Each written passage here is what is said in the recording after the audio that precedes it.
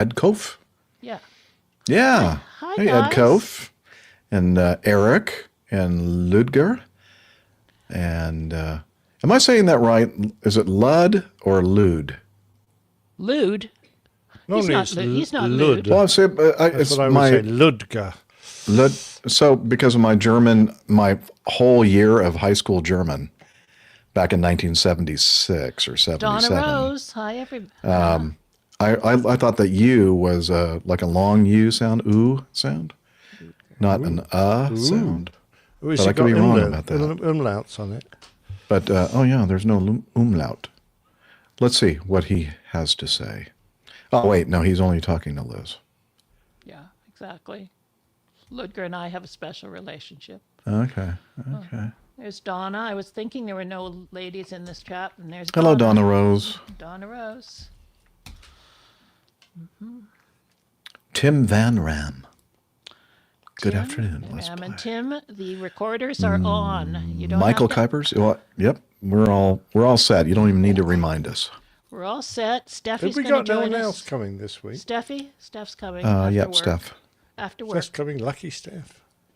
Yeah, she's lucky she gets to hang out with us. Okay, we won't linger on that. With the old folks. Yep, the oldies, the old retired folks. Yeah. I tried to make an account to get into LinkedIn today, and it said there was just no occupation I could put in, no way I could get through the quiz you have at the beginning because I'm retired. I couldn't find any I think I any still box. have my It's all LinkedIn drop-down account. boxes. Couldn't you be like a lecturer or something? Yeah, professor. I could make one up. Yeah, I could make something up. I think My I old still, account's still sitting there, but unfortunately the email address associated with it Is is wrong. defunct, and I Yeah. can't get in there because every time I do it, it says we're sending you a verification email. Yeah, that's a I'm problem. Oh, I never go into like even when I was working, I never really understood the I charm of LinkedIn. I didn't get it really. So yeah, I haven't visited my LinkedIn in quite some time. Same thing for me. It's like I'm not really in the kind of job that I really need to No. network because No.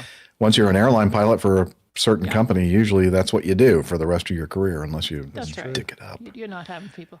Here's Tim's got a good comment here.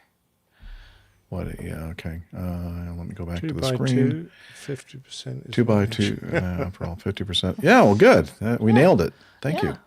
Ding ding ding ding ding. So I think I'm trying to find my LinkedIn, but I think I'm an Acme Airlines. That's the company I work for. Acme Oh, is that Airlines. it? Oh, okay. Yeah. Yeah. So you hadn't come out yet? No. I mean, this is years ago when I was still actively flying. I just meant you hadn't updated it. No, because I never go there. So, ladies and gentlemen in the chat room, if any of you have some really, really nice feedback you want to send in, now would be the time because we would like to hear from you. That would be great. So, In other words, we're scraping the bottom of the barrel. we're getting down Oh, there. that means everyone we're going to talk about tonight is going to be going, oh, I'm the bottom of the barrel, am I? No, I want them to fill up the barrel. Oh, I That's see what you're saying. Jeff Yeah. just said. I got it. Sorry.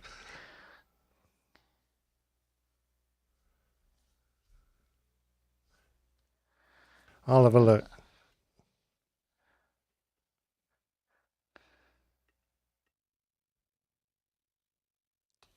What number? Oh, I found it.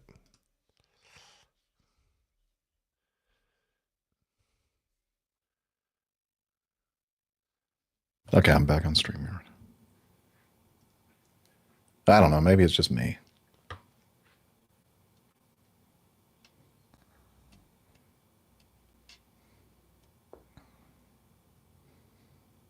Oh, there's Ludger answering you, Jeff. It's you like in you.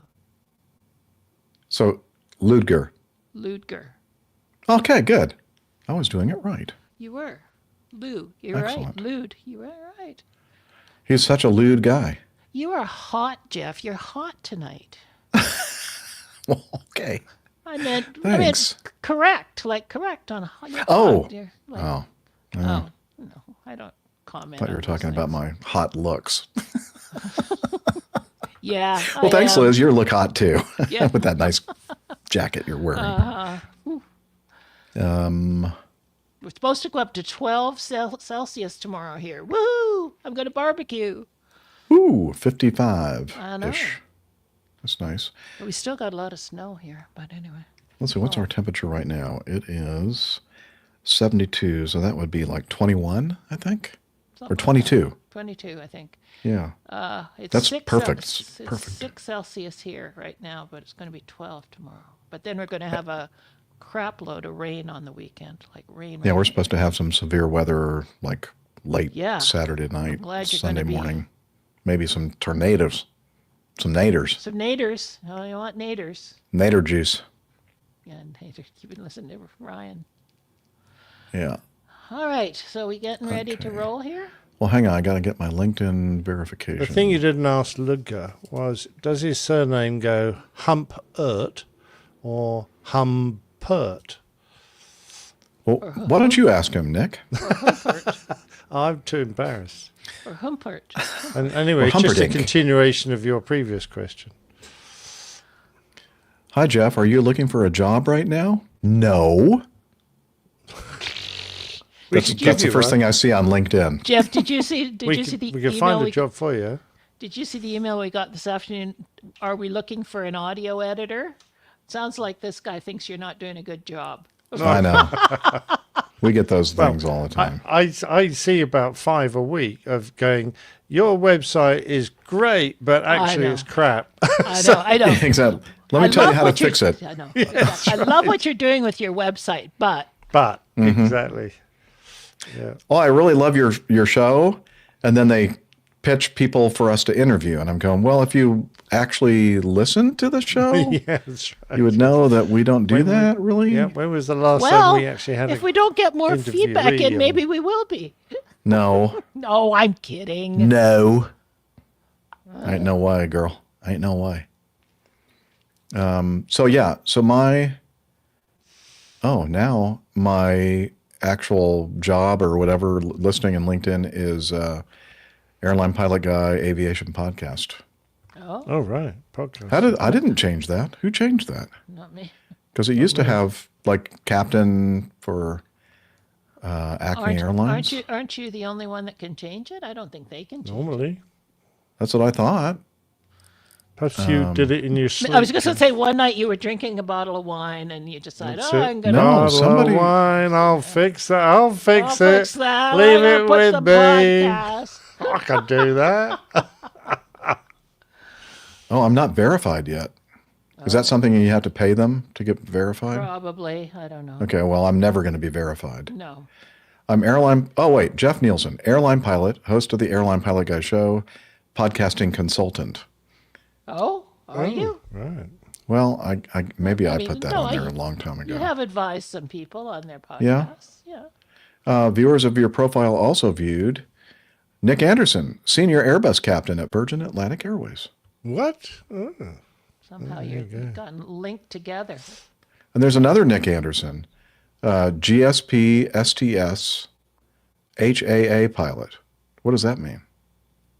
No idea. GSP is a German short-haired pointer, as far as I know. It is.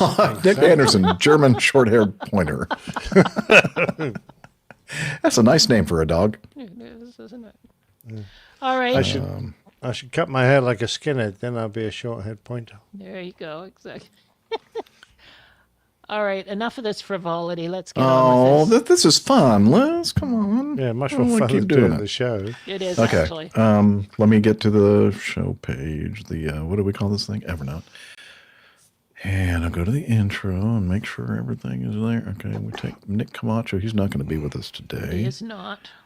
So I put him back down here. And then we got, well, I don't know. When is Steph going to join us? Whenever she can? Well, after work, and I haven't heard from her yet, so Yeah, I haven't I'm seen not sure anything. I'm not sure how Okay. imminent that is. Okay. Using big words today. What, imminent? Imminent. Imminent. Canadians are always showing off their vocabulary skills. Imminent. I'm just glad I can remember words like that. Imminent. Imminent. Okay.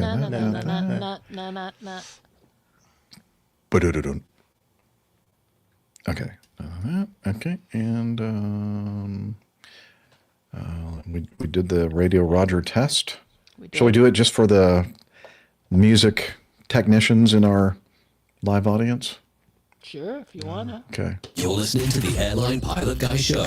The view from our side of the cockpit door. Ding. WAPG. Steph hopes to be home by 5:30. Okay. Apparently. Okay, that's good. We should be almost finished by the show by then. Yeah, Everything it might be. around me is gone off now with Steph's message. Is my phone, my watch, my computer, my iPad. Your home assistant. You're just so connected. It's scary. Okay, going to this thing here, the countdown. This thing. Okay. This thing here, and okay, just double checking recorders are on. Good. Yes, they are. Okay, well here goes nothing, Here goes honey. nothing. Okay.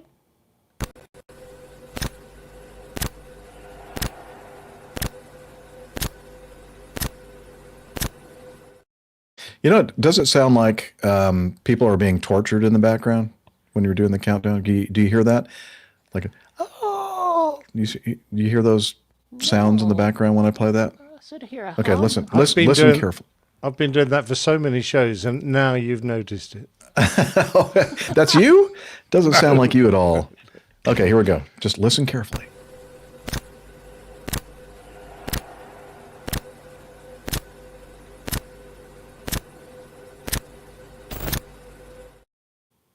You're listening to the Airline Pilot Guy Show. The view from our side of the cockpit door. WAPG. It's the Airline Pilot Guy. Airline Pilot Guy, episode 654. Yeah, he's up in the sky. It's the Airline Pilot Guy. Hello, you're listening to the Airline Pilot Guy show, the view from our side of the cockpit door, with your host, Captain Jeff, broadcasting live from the APG Road Vessel Studio. Today's show is recorded on the week of March 10th, 2025. Yeah, he's up in the sky. It's the Airline Pilot Guy. Put your light and he's flying by. With the Airline Pilot Guy. In today's episode, a plane carrying 5 people crashes in Pennsylvania, The aircraft is down out just behind the terminal on the parking lot street area. and another plane is guided to a landing after losing all electrical power. Also ahead, more news and your feedback. So get all settled in. Tray tables and seat backs in the upright and locked positions. Electronic devices powered on. I'm Radio Roger, and Flight 654 is ready for pushback. He is Radio Roger. He's an award-winning TV and radio reporter currently at the #1 all-news station in the nation. 1010 wins on 92.3 FM in New York City. Welcome to the Airline Pilot Guy Show. It's an aviation podcast covering the latest in aviation news and answering your great feedback. I'm Captain Jeff, former U.S. Air Force pilot and retired Delta Airlines captain. And joining me today from his studio, In Hartford, Hereford, and Hampshire. retired professional dog photographer, former RAF RAAF fighter pilot, retired Airbus A330 A340 captain for Virgin Atlantic Airways. It's the lovely Captain Nick. Thank you very much indeed, Captain Jeff. Great to be back on the show as always. APG 654. Now, Crytopia Airways Flight 654 was a non-stop domestic scheduled flight from Crytopia International Airport on Crytopia Island to Tilted Towers International Airport, Fortnite, operated by a Boeing 727-100, which crashed on August the 14th, 1989. The plane presumably became lost in a storm. I did all that, and then I read a little note at the bottom of the page which said, all content on this site is entirely fictional. No aviation accidents on this site have ever occurred in real life, and they likely never will. Wait, well, where was that supposed to be going from to? From Crytopia. What's International Crytopia? Airport. It's a fictional I- name. It's a I was going to say, when you were saying that, I think I've never heard of Crytopia. Well, I'm not surprised. Doesn't Craptopia. exist. that's where we are as crap. Yeah, we're in Craptopia. Show Exactly. title, possibly. All right. Interesting. Well, That's what I thought. I was thinking August of 1989. I was already flying for Delta Airlines at the time on a But did you fly to 727-200. Crytopia? I never have. Yeah. So thank And goodness. likely never will. And likely never will. All right. Very good. And also, we'd like to introduce our producer, Liz. And you'd think by now I would know all the things I'm supposed to say Never mind. about It's Liz. not that important. But this time I'm going to do it right. And also, joining us from her studio in Toronto, Ontario, Canada, retired financier and aviation enthusiast, spreadsheet master, and our producer. It's the lovely, lovely Liz Piper. Thank you, Jeffrey. Thank you, Nicholas. Good to be here with you, gentlemen. So nice Our pleasure. to have you with us as well. Yeah. And we should be joined by another lovely lady, Dr. All that stuff. The loveliest. Sometime, yeah, the loveliest. While the show is in progress in about, I don't know, maybe about 45 minutes or so. Yeah. Yeah. So Have we a look good forward show, to that. you guys. Well, thanks, Thanks, Liz. Liz. Thanks, you. I can't talk straight anymore. Okay, I can hear you, by the way. Good check. All right. Since this is an aviation podcast and we claim that we cover aviation news, I guess we should just go ahead and play this news bumper.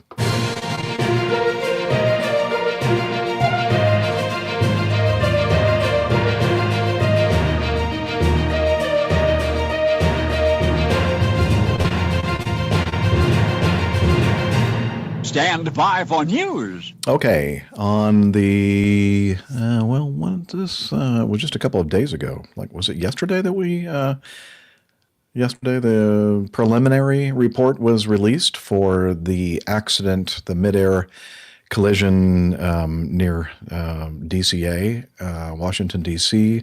on the 29th of January of 2025 was released, and so they go through and talk about the setup for this whole flight. I guess I should read this. It was about 20:48 Eastern Standard Time, a Sikorsky UH-60 Lima, operated by the U.S. Army under the call sign PAT-25, and a Mitsubishi Heavy Industries. I think it was probably, well, I don't know.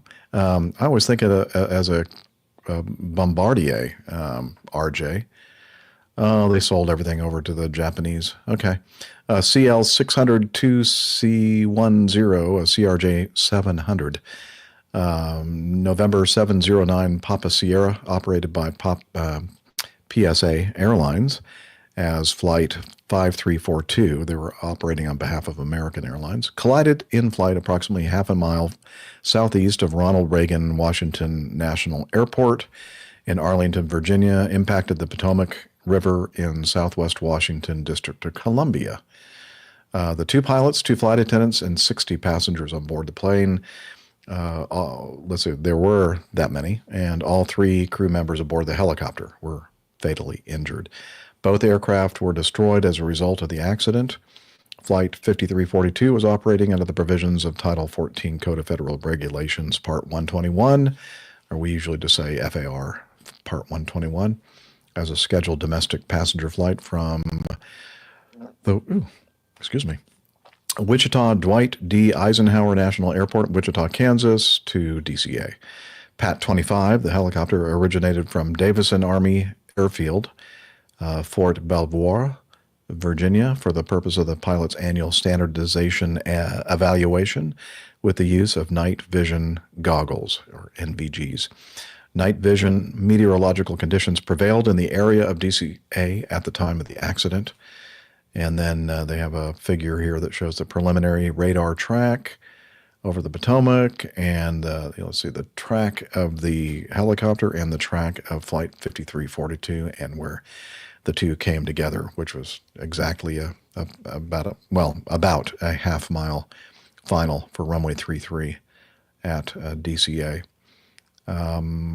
Okay, so it talks about the crew experience. We've already talked a lot about this. Let's see, is there anything in particular in the preliminary report that is information that we haven't really discussed on the show? A lot of it is confirmation, I think, Jeff, because there was various reports about whether ADSB was available, were they on MVGs, and most of that is confirmed. They weren't using ADSB. I don't think they were on NVGs. Of interest to me, and I'm not certain whether we had this absolutely in concrete before, was some of the radio transmissions that were blocked by the helicopter themselves, so they missed, I don't say vital, but they missed some important data, one of which was that the CRJ was circling, and the word circling was definitely not received on the helicopter's cockpit voice recorder. So they may not have been looking in the same piece of sky as they might otherwise have. And there was another call that was partly blocked again, which was that they were told to pass behind the traffic. And I think that was partially blocked as well. So I think we're forming I am forming the conclusion that, the not all that situational awareness information might have got through to the helicopter crew. But on the other hand, the sort of information that I was looking for was there another aircraft in the vicinity that the helicopter crew might have mistaken. Locked onto, yeah. Exactly right. Mistaken for the CRJ, and that they didn't actually see the CRJ, but there's no indication of that. All the graphics just show the relationship of the two involved aircraft, and no one else in the vicinity. But I don't know whether that's actually the case or not. Okay. What I was going to add, and they talk about at the very end of this preliminary, is the fact that I saw on YouTube, and probably it was broadcast on the major mainstream media sources here in the U.S. and maybe around several places around the world. But the National Transportation Safety Board gave a briefing, and they announced that they are putting out or issuing 2 urgent safety recommendations to the FAA concerning the helicopter routes near DCA. And because they had a review of information gathering from voluntary safety reporting programs, along with FAA data regarding encounters between helicopters and commercial aircraft near DCA from 2011 through 2024, so a 13-year period, indicated that the vast majority of the reported events occurred on approach to landing. Initial analysis found that at least one TCAS resolution advisory, an RA, was triggered per month due to proximity to a helicopter. In over half of these instances, the helicopter may have been above the route altitude restriction, which seems to be the case in this accident. 2/3 of the events occurred at night.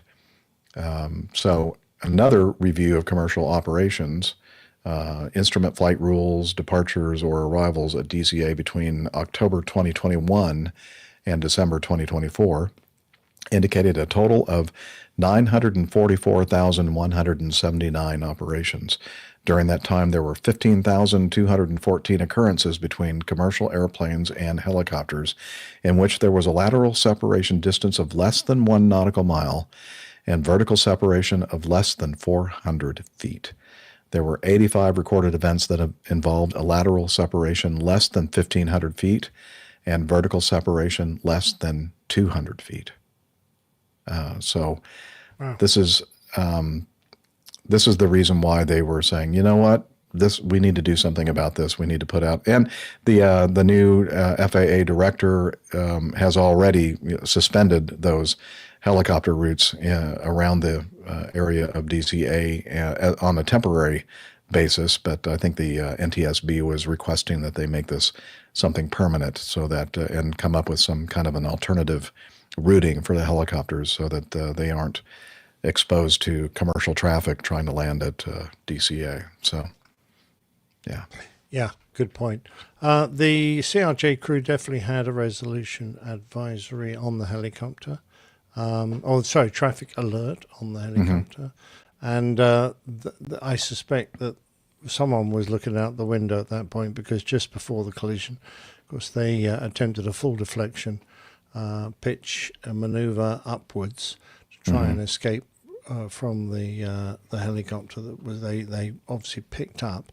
They weren't successful in that. It takes a while for an aircraft not just to pitch, but actually to start physically moving in the air. So, but it just shows to me that actually no, they had looked out of their window at it. But again, you know, there's interesting about these height of aircraft 400 feet apart and 200 feet apart.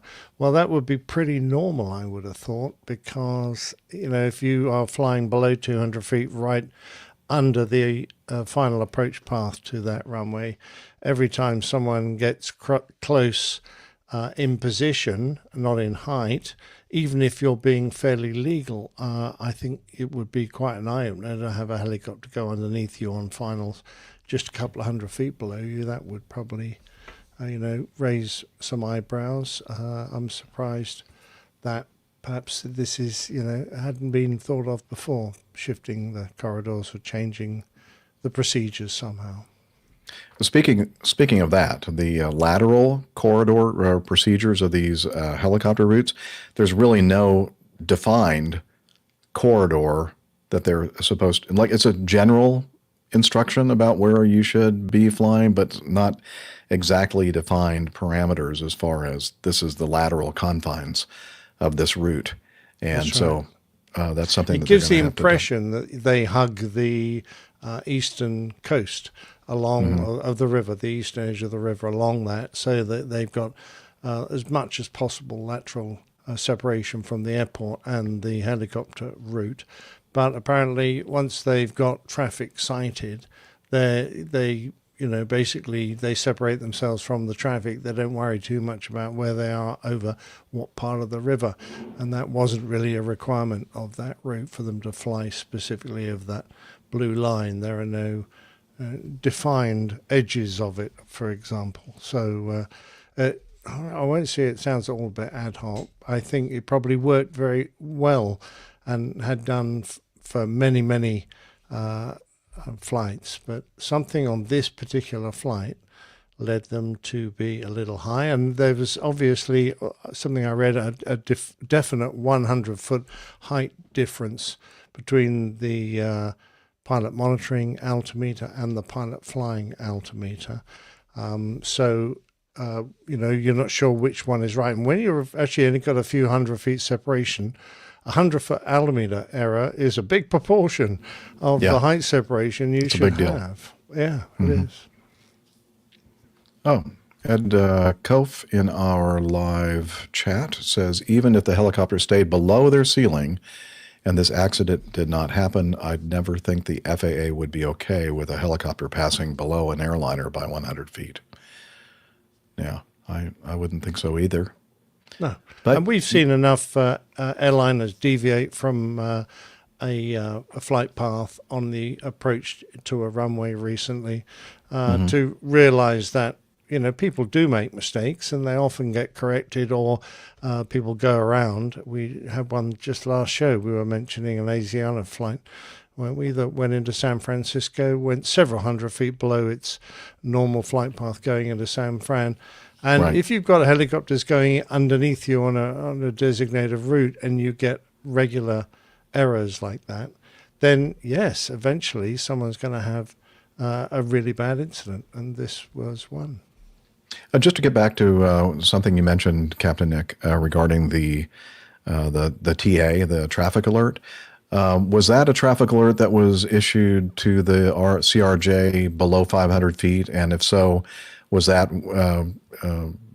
muted? Because I think there's something in the system that below 500 feet, you still get the TA warning, but you don't actually get the oral warning that comes along with it. I'm trying to find that spot in the report. Because I have to say, I didn't really read the preliminary report. There are a lot of, I know, I'm admitting, I'm confessing to everybody. There are a lot of things going on in my life right now that I haven't shared. So maybe one of these days when I reveal things. Yeah,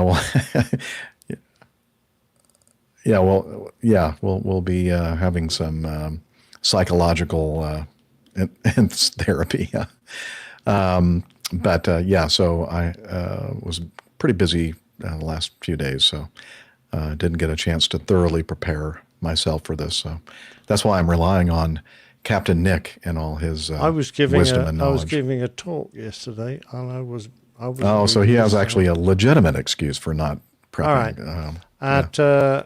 The crew of Flight 5342 received an automatic traffic advisory from the airplane's traffic alert saying, traffic.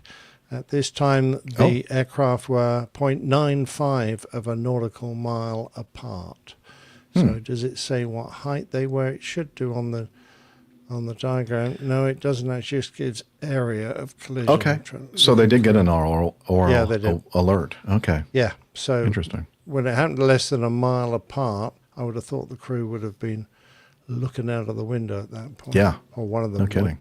They got 3 on board the flight deck, I think, as I recall. Are you talking about the No, RJ? the helicopter had 3 now. Yeah. The CRJ just had the 2, didn't they? Right. Yeah. And if St. Francis was on board the CRJ, no one would ever refer to him as San Fran. Shame on you, Nick. That was from Tim Van Ram, who is a resident of the San Francisco Bay Area. Not the San Fran Bay Area, the San Francisco. Yeah. I think they're just being a bit picky, personally. Okay.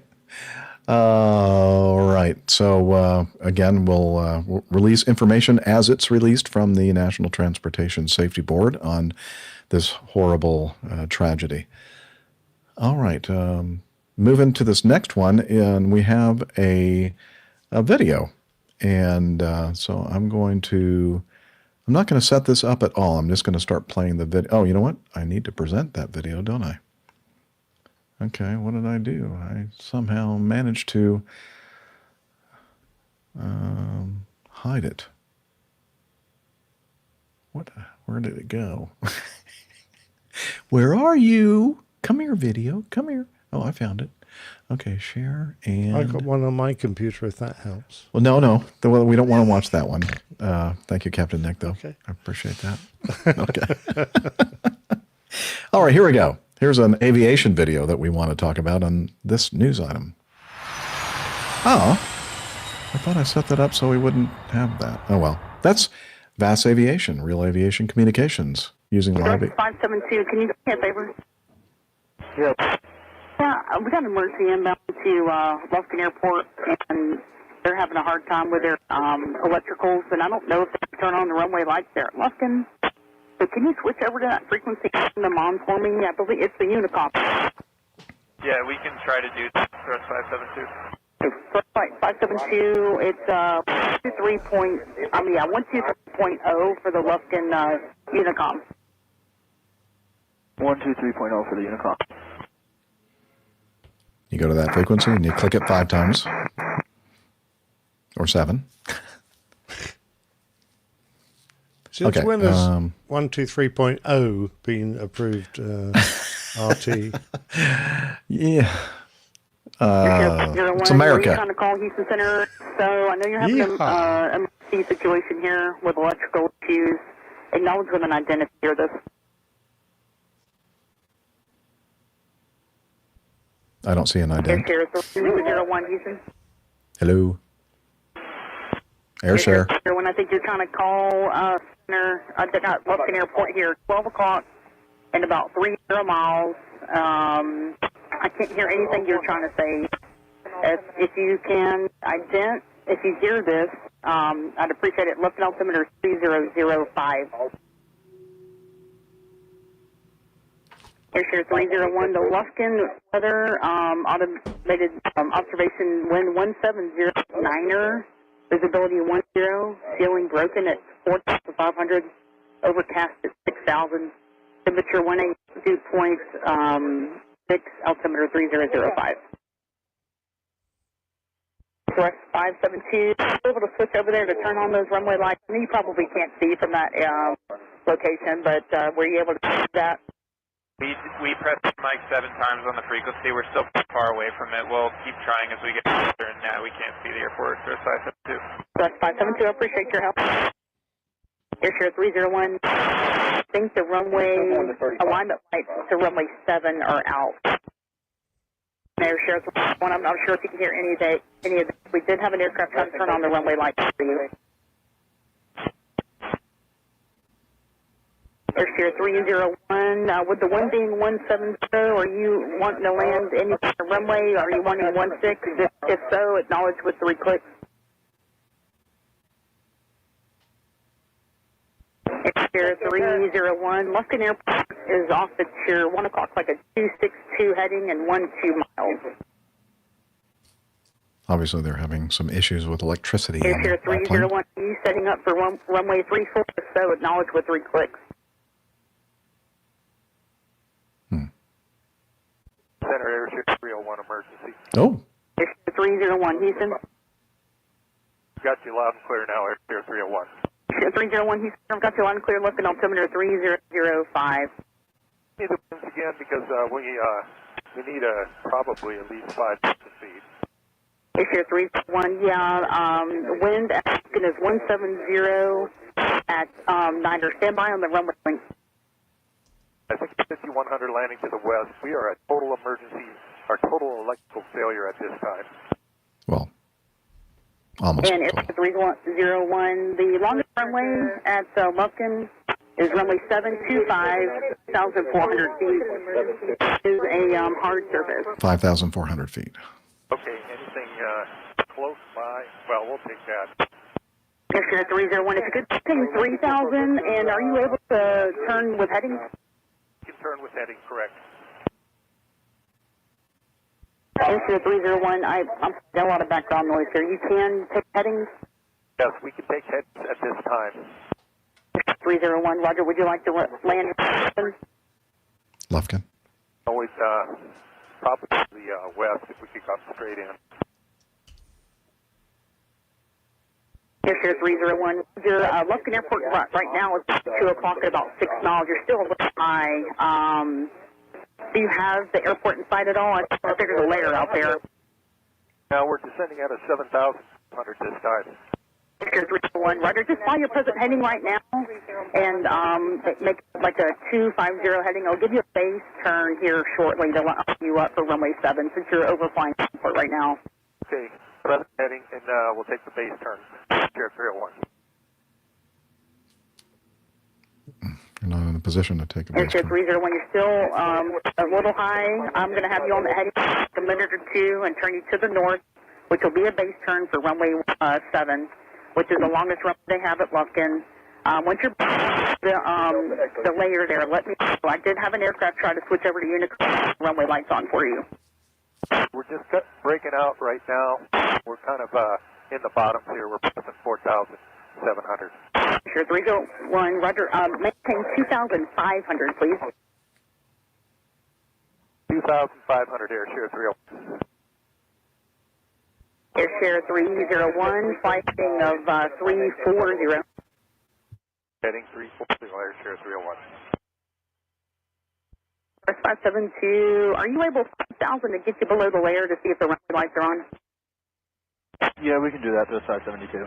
572, just going to maintain 5,000. Just going to maintain 5,000 to 572. Air share 301, fly heading 020 now. Right to 020, and don't make it, we're got quite a few checklists to run. Well, they told. Tourist 572, turn 30 degrees right, get you over towards Bluffton Airport out this emergency. Turn 30 degrees right, tourist 572.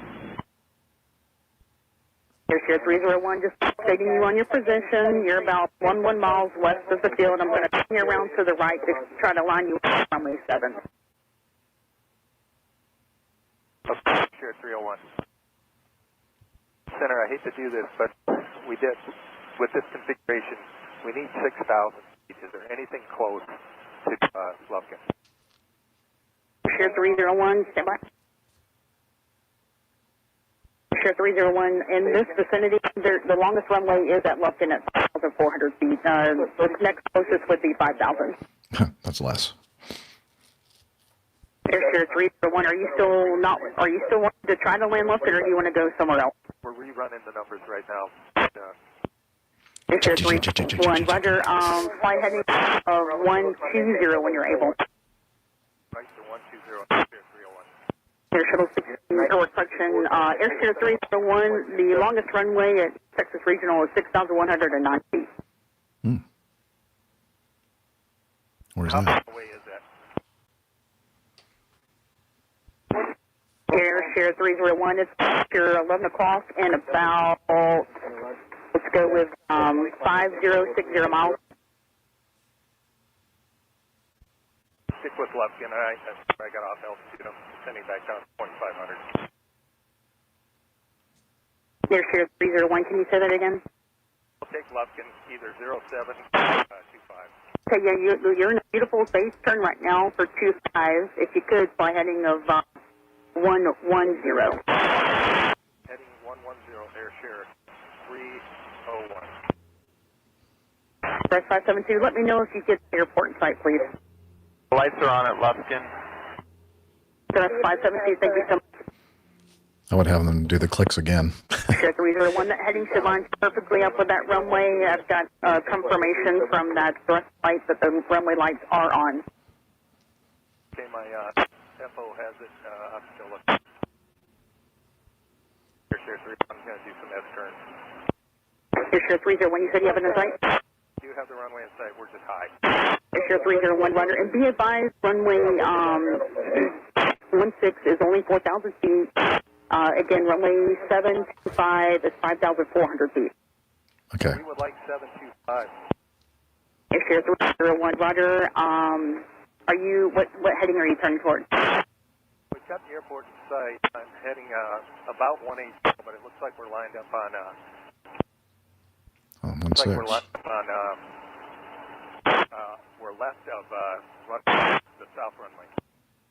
301, yeah, you're on a really tight left base right now for runway 7, which is the longest runway. If you need to turn it a little bit further right,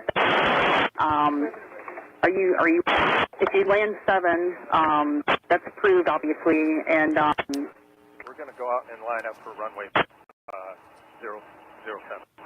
Good idea. 301, Roger, able to maintain 2,400 feet.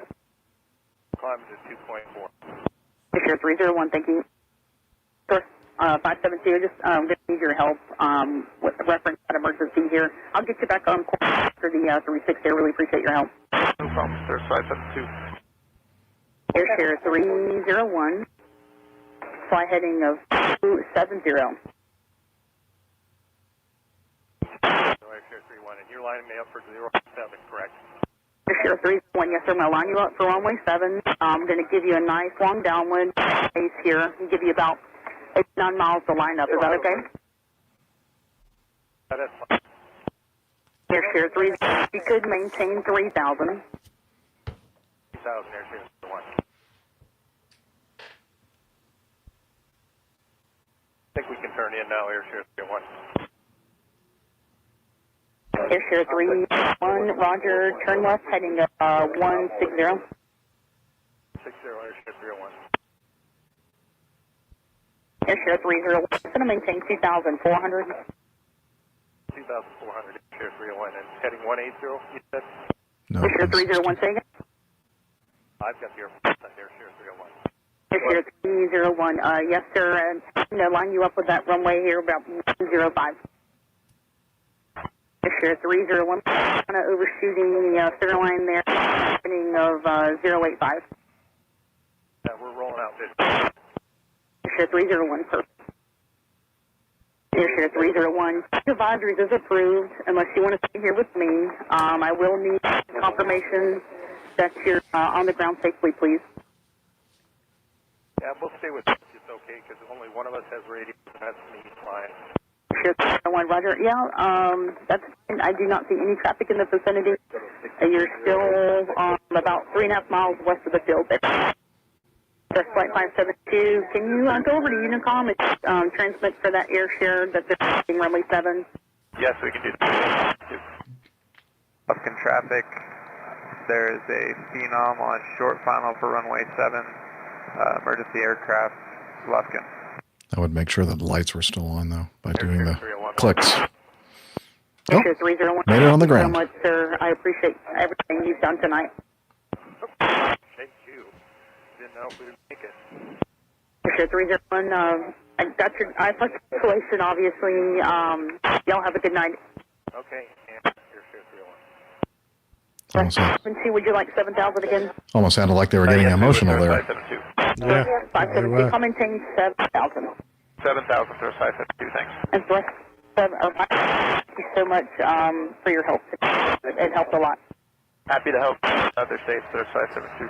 Yeah, I don't think they would have been able to turn on the runway lights, so you really, really, really helped. Thank you. Center air share 301. Can you notify anybody? We're on the runway, so you can show 055 closed. We may have 2 tires. May have blown 2 tires. Help. I don't know. Make a call to anybody would be great. Sure 301. Yeah, we're getting on that now. Are y'all safe though? Is everything okay? Safe. All well. Okay. In Airshare 301, before you go, any souls on board? I was going to ask about that. Total of 5 souls on board. Ooh. You could show 0725 closed.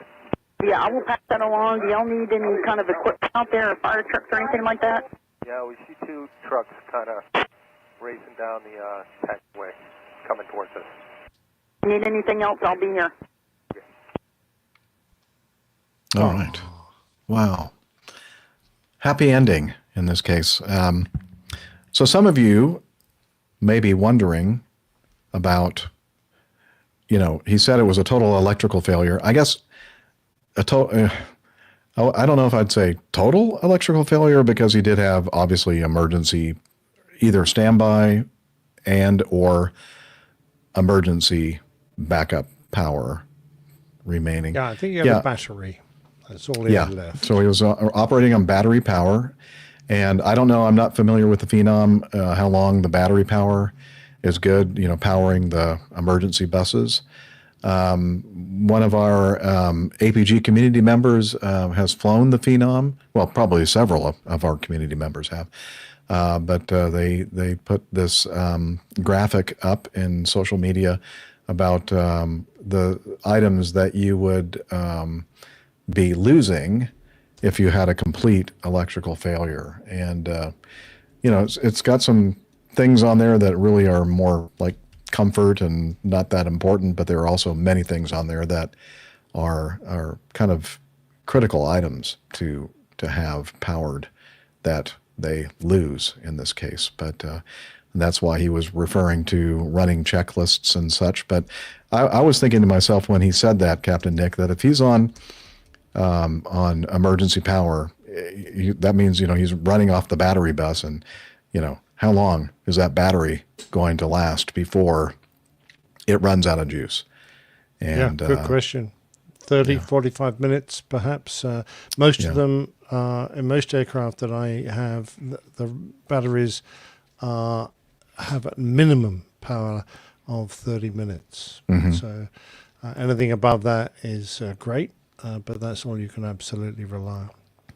Now, it was nice and helpful for that other flight to do the 7 clicks for the lights at Lufkin. I will say, though, that if there weren't any other airplanes in the area, because the AirShare flight was transmitting on center frequency, that they would have been able to switch over to 123. I think they'd have the ability to switch radio frequencies to 123.0 and do the clicks themselves. So it wouldn't have been completely, unattainable or whatever.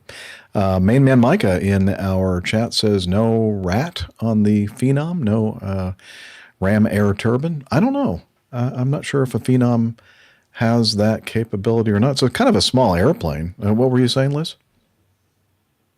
Oh, Liz is going to Google it. Not sure if that's a Phenom 300. I'm guessing a 300 Phenom 300. But that's why we have these batteries and a battery bus and an emergency battery bus, because of situations just like this where you lose all your mains and okay, Liz is telling us that the Phenom 300 is equipped with a Ram Air turbine. Well, thanks, Ant, in our live chat. He likes my my road vessel studio that he's seeing in the video. Yeah, it's when you look at it from the outside, it doesn't look that big, but you come on in, and it's like it appears that I have a king size bed and a lot of room in here. TARDIS, yeah, that's it. Anyway. Yeah, so I don't think we have any other information exactly what happened here, why they lost the electronics on the jet, but you could tell that at first there was mostly one-way communication with the flight from ATC, and then at some point they must have run appropriate checklists to restore the emergency bus, or maybe that they finally realized, hey, first officer, as much as you're trying to talk on the radio, it's not going to happen because I'm the only one that's going to have the ability to do that, and I have to fly the. I'm working a one-arm paper hanger here. Yeah, and I think most of the or of all the airplanes I think I've flown are like this. So you get into a situation like this, and you're down to just barely, minimum electronically powered things for a very limited amount of time. Guess what? If you're the sitting in the left seat, you're the one that's going to be running the whole circus. Well, I mean, not the, your FO is going to be there to help with reading checklists and that kind of thing.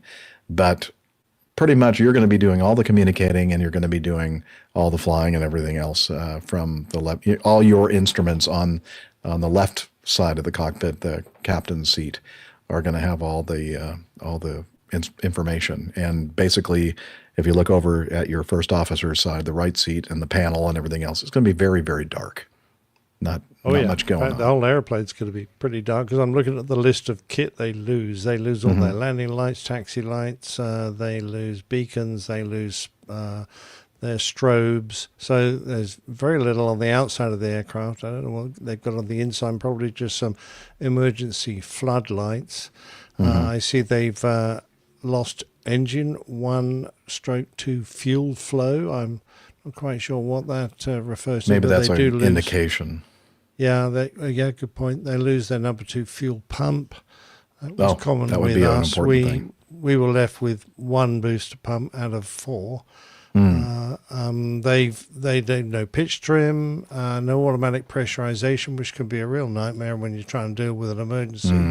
Trying to manually control the pressurization as well. A lot of warnings like spoilers and stall warning and stall protection, dampers, and a lot of navigation equipment they've lost. So I think overall, they did a damn good job. This is about as nasty as it gets, almost, certainly, to have total electrics failure.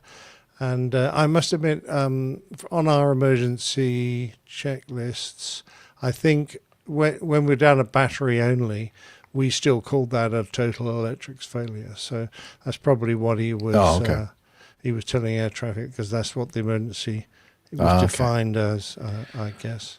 All right. I guess I was just being too particular. So. Go ahead, Liz. Yeah. Yes, it was a horrible, in the Airbus, it's a horrible emergency. And, it's just, if you've got a sim with, and they've listed all the possible emergencies, and in amongst them is total electrics, you start breaking out in a cold sweat a month beforehand.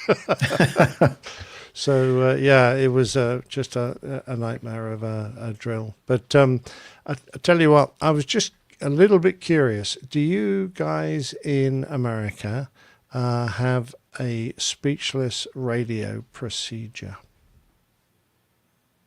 So, do you have a code you transmit in blips? Oh, yeah. When you can't. When you're Nordo? We do, and ICAO does. And I was just a bit surprised when she was asking the aircraft to acknowledge with 3 blips, because in the speechless radio procedure, you sound you just activate your transmit switch 4 times to indicate you've got a failure. From then on, it's 1 for yes, 2 for no, 3 for say again. And so, if in the UK, if you were doing this, and they wanted you to acknowledge that you were speechless and are you able to do such and such, you go 1 for yes, not 3 for yes. So I was just curious with that. Okay, so you're talking about the radio transmitter, but you're not able to actually have any voice over it, but you can still make the clicking sound. Okay. Yes. No, I'm not familiar with any procedure over here. Maybe I made it through my 35 years without knowing it.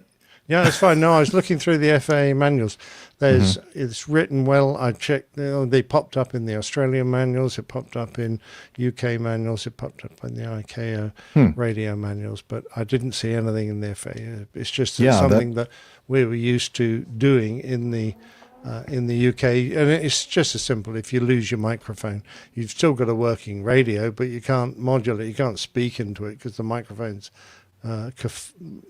broken. But you can still flick the transmit switch, but you can't speak on it. Gotcha. And then that code is quite complex and well practiced in the UK. So if you do get that microphone failure, you can let everyone know with 4 blips. And then, like I say, it's 1 for yes, 2 for no, 3 for say again. And if you have an additional emergency, you go da-di-di-da. Which long, short, long, which they then go into another procedure. Oh, do you have another emergency? You go 1 for yes. And then they ask the category, and, through a answer and question and answer system, they can identify if you need something special. But I was just curious because I obviously went, oh, she's gone 3 for yes. What's that all about? Yeah, so I mean that didn't sound unusual at all to me, because I don't remember ever being trained any kind of procedure like, and even flying overseas, I don't remember. Maybe there's some kind of a thing in an international supplement that covers it, but I don't have that available to me anymore to. I mean, on multi-crew aircraft, you don't normally worry about it because there's spare headsets, and they 2 pilots, and each of them got a headset, got multiple radios. But if you're in a single-seat aircraft or whatever, you've usually only got 1 microphone. Ah, okay. Interesting. Yeah, when you first asked that question, I thought you meant I thought you were talking about the transponder, like the 7600 code, to let people know that you're, no radio, or Nordo, as we like to say. Yeah. But yeah, No, the it's clicking a thing, different no. procedure. Okay.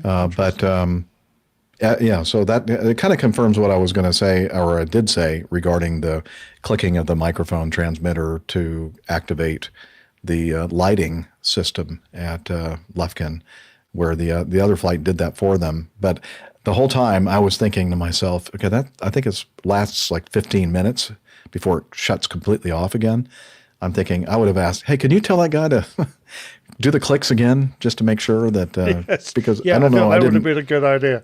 Exactly right. Yeah, unless can you by accident turn it off by clicking, No, or it just times out? you can click it and decrease the intensity of the lights, but I don't think you can click it and then make it go turn completely off. Oh, okay. Pretty sure Well, that's the good. way it works. Yeah.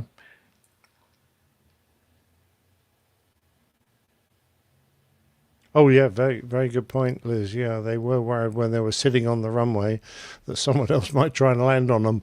That would have been the end of a perfect evening. Ugh.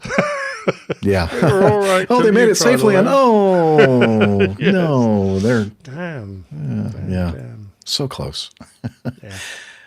Yeah, I bet that. So it sounds like there was a captain and first officer, and then there were 3 passengers. I bet the passengers probably had their eyes wide open, like going, "What? What is going on here? This doesn't look normal." Anyway, well done job by the crew and running the checklist and getting the thing on the ground. And luckily, the weather wasn't too bad. 4,700 foot ceiling. That's pretty decent weather, even for night flying. iHall Boxes says, I thought communicating yes or no was done by blinking in hostile situations. Yeah, but I don't think anybody would. Well, they could do that, like, the 2 pilots up front. Blink in hostile situation. By the way, on the social medias, there was a comment I read, which was rather nice in the show notes, from obviously a friend of the controller, who mentions that while on frequency that evening, this lady's friend was faced with a phenom experiencing an electrics failure, one of those emergencies that demand absolute composure, quick thinking, and deep care for the people in the air. And she handled it like a true professional. Hearing the recording of her working through the emergency for the first time made me tear up. Not out of fear, but out of sheer admiration for her professionalism, her calm under pressure, and just how much she cares. This is the kind of person she is: skilled, compassionate, and dedicated to keeping people safe in the skies. I'm in absolute awe of her. What a lovely thing to say about your friend, ma'am. Yeah. Her name is Jennifer Malloy. All the others in the control room and both pilots' flying capabilities all helped them make it on the ground safely, saving 5 lives. Yeah, well done job. Yeah. All right, iHall Boxes has one more thing to add before we move on. In conclusion, phenomenal job. Next. I thought he'd written phenom anal there for a second. Well, I had to be careful about the way I pronounced that. Yeah, that's another show completely if you went that direction. Fair enough. Good job. Yeah, good job, ma'am. And good job on the crew as well for handling that.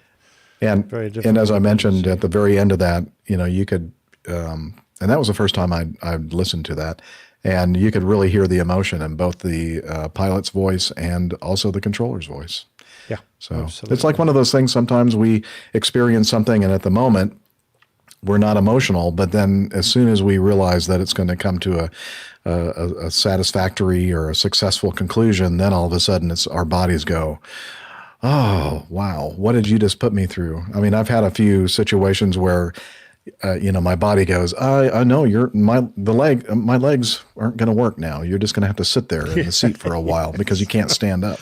You're shaking so much.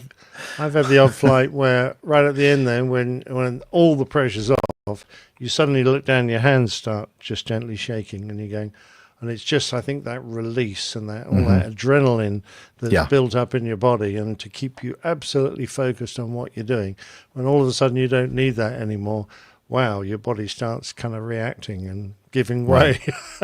And you stumble as you try and get out of the flight deck and that kind of thing. Yeah, I've been there. Me too.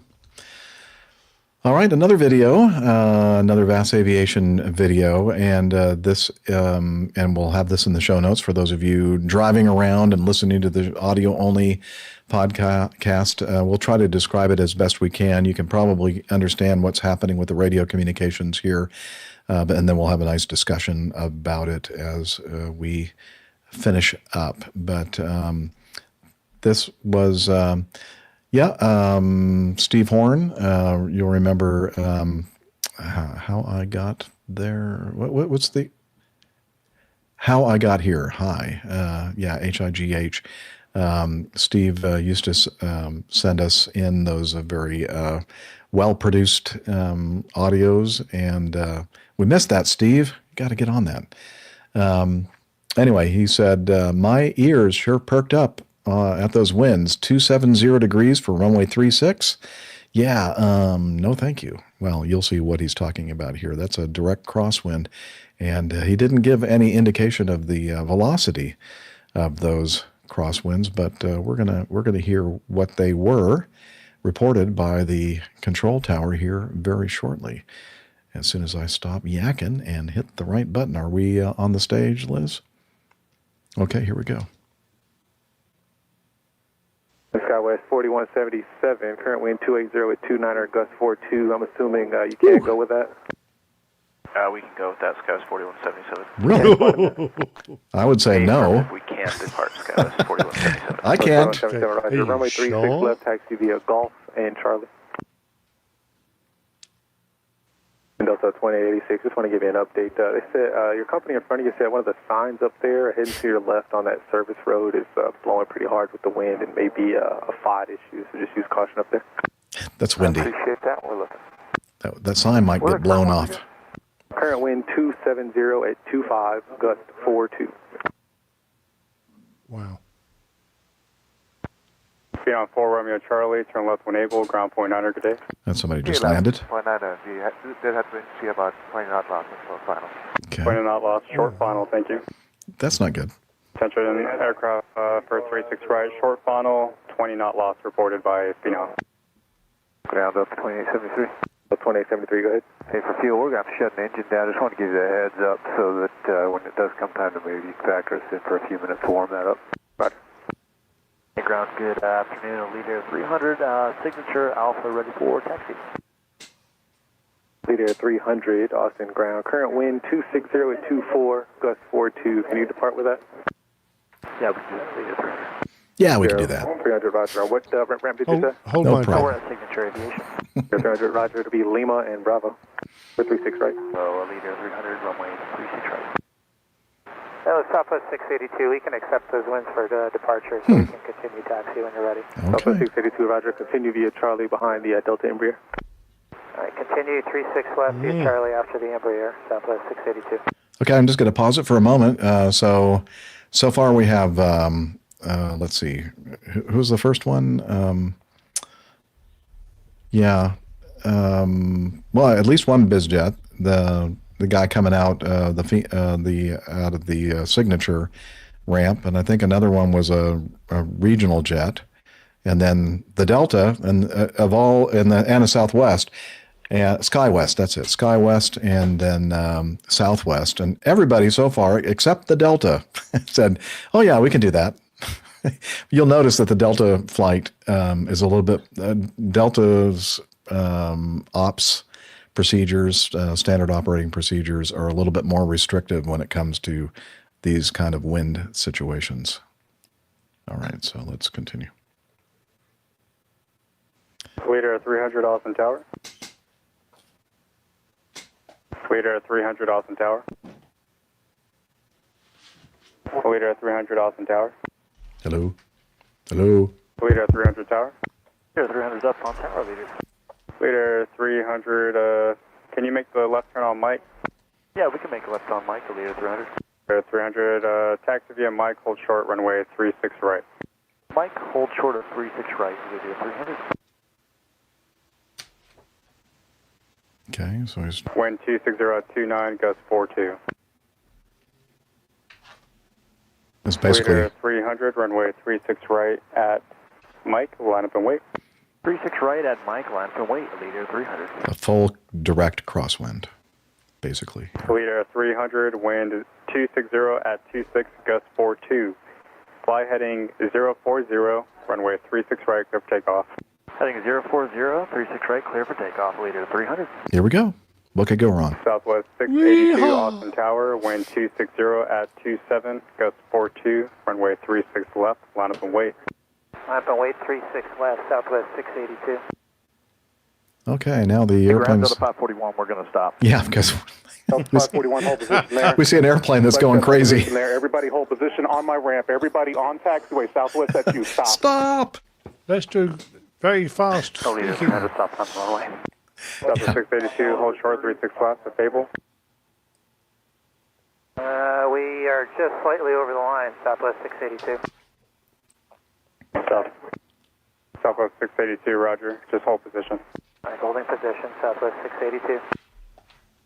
I just had a crash on the right side. It's not a, just the aircraft went squirrely and got into the grass. That's all the problem is right now. So everybody just stand by.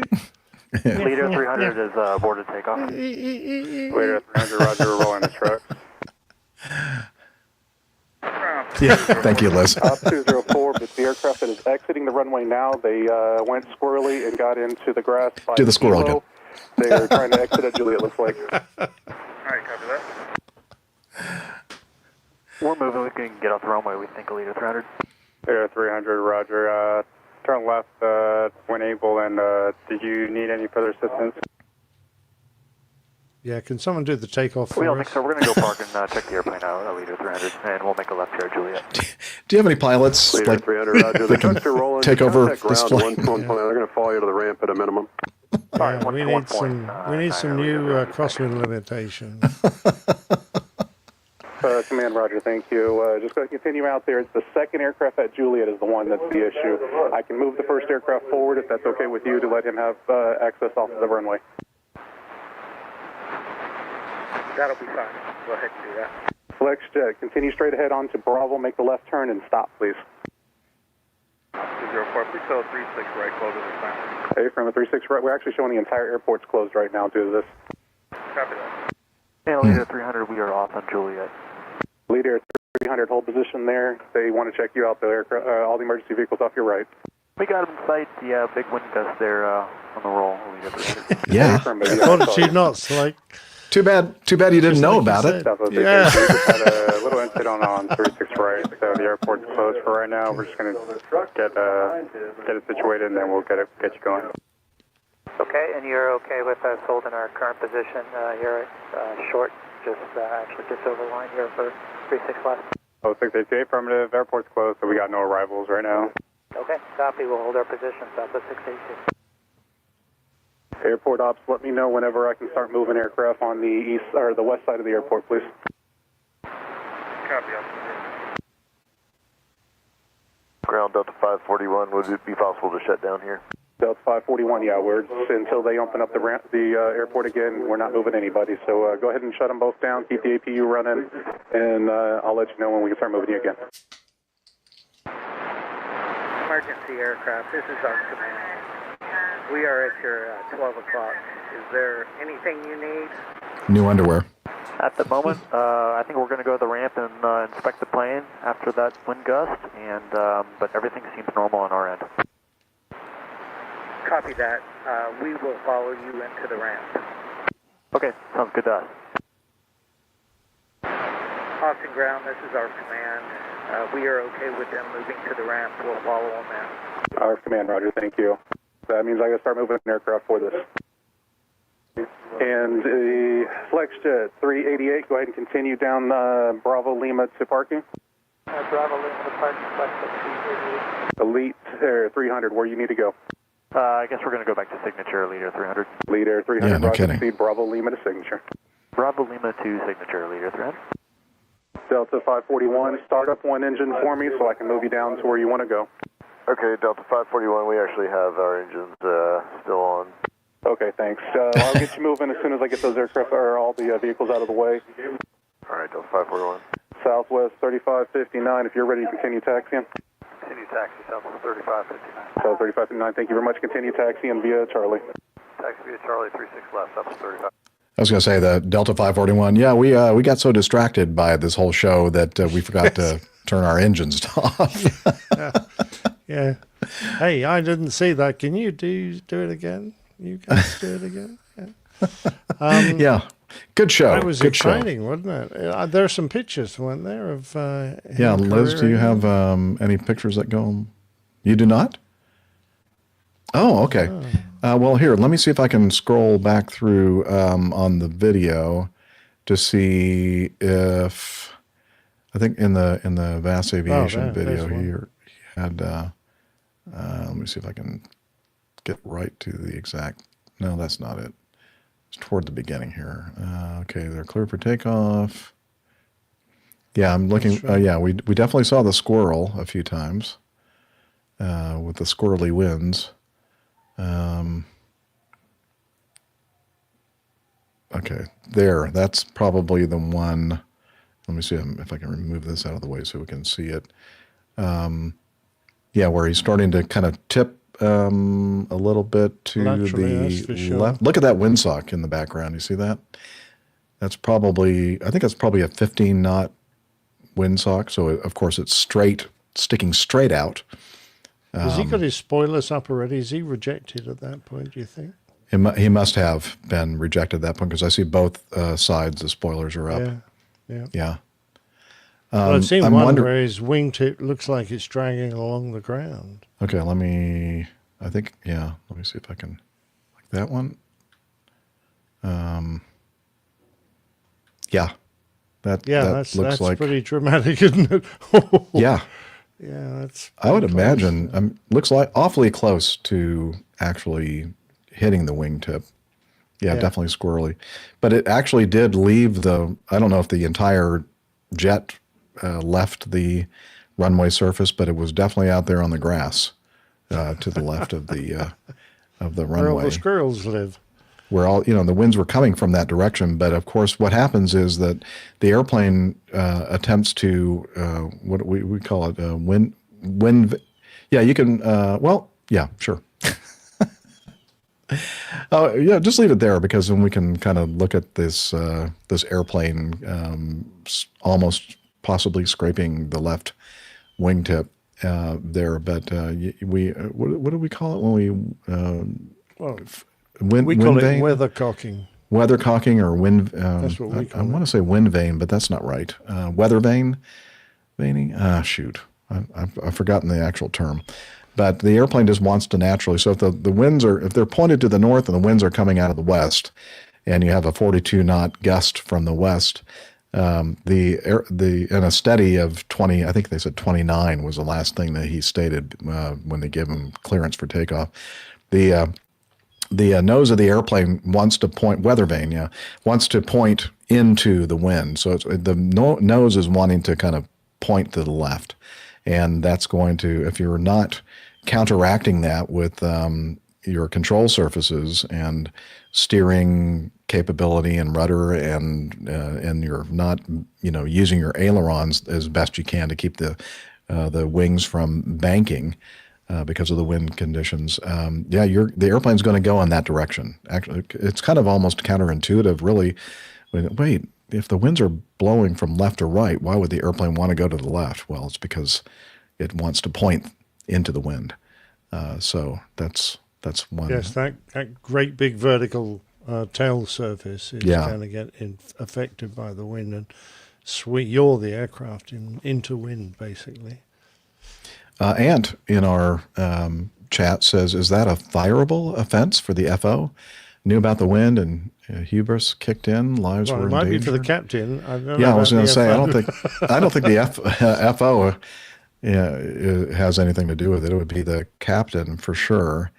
But so this leads to a discussion about, wind limits and wind guidelines. And it's my understanding, I don't know how it is over in Europe or for your airline in particular, Captain Nick, and I know we've had this discussion in the past, But at Delta, at least when I was flying there, that these demonstrated crosswind limits, so when they're certifying an airplane, they'll try to get into conditions or situations where the winds are, strong crosswinds or whatever, so they can demonstrate, what this airplane's capable of doing. And so when they're out there, doing that, they have the data available. But it could be that the strongest wind that they encountered is, let's say, 35 knots of a direct crosswind. And if they don't get anything more than that, then basically they say, well, the demonstrated crosswind limit is 35. But it could be higher. It's just that we never got to a point where it got to that high. But well, I guess what I'm trying to say is that some airlines just use that as a guideline, and they let their commanders or captains kind of use their discretion whether or not they want to take off or land in a certain situation based on the amount of wind that's blowing out there. But Delta's always been very, and as I mentioned before, that Delta Flight 541, I mean, he wasn't even toying with the idea of taking off with those wind conditions. He said, nope, that's okay. We're going to, we're probably going to shut down here. We're going to wait, and, are we in the way of anybody? Because we know that we're probably the only ones that are going to pass on taking off with these windy conditions. And it's because that these demonstrated crosswind limits that when the airplane's certified become actual real limits for our operations at Delta. So for some companies, they're just guidelines, and your discretion if you want to try to operate in those situations above whatever the demonstrated crosswind limitation is. But for us, those were hard limitations. And then I think maybe also, Captain Nick, some people will only use the steady state of the wind and not the gust factor. So, a direct cross of 29 knots, but a gust of 42, well, they can ignore the gust of 42, and they can just use the 29. And if that falls within the maximum crosswind limit, then they can go ahead and attempt to take off if they, using their discretion. Ludger says his outfit max crosswind is a hard limit. Okay, yeah, so that's very much like the company that I used to fly for. That. Virgin, we would do more or less the same, even though I'm just looking at my, I pinched an old QRH from the 340. Do they know you still have that, sir? Yeah, well, it's out of date, and the airplane's been sold, so I guess it doesn't really matter, does it? We didn't give it to the new owners. So this says takeoff and landing, max demonstrated 27 knots plus gust 33. So it is a max demonstrated. But I personally, and the company, I think, treated it as a hard limit. And for me, it's a bit like, are you going to down a bottle of whiskey 12 hours before flying? Or, it says drink in moderation 24 hours before, no drink 12 hours. That was our rules. There are lots of things which you could push the limits on. And I always had to ask myself, why are you doing this? You've got a 25-year career in this airline.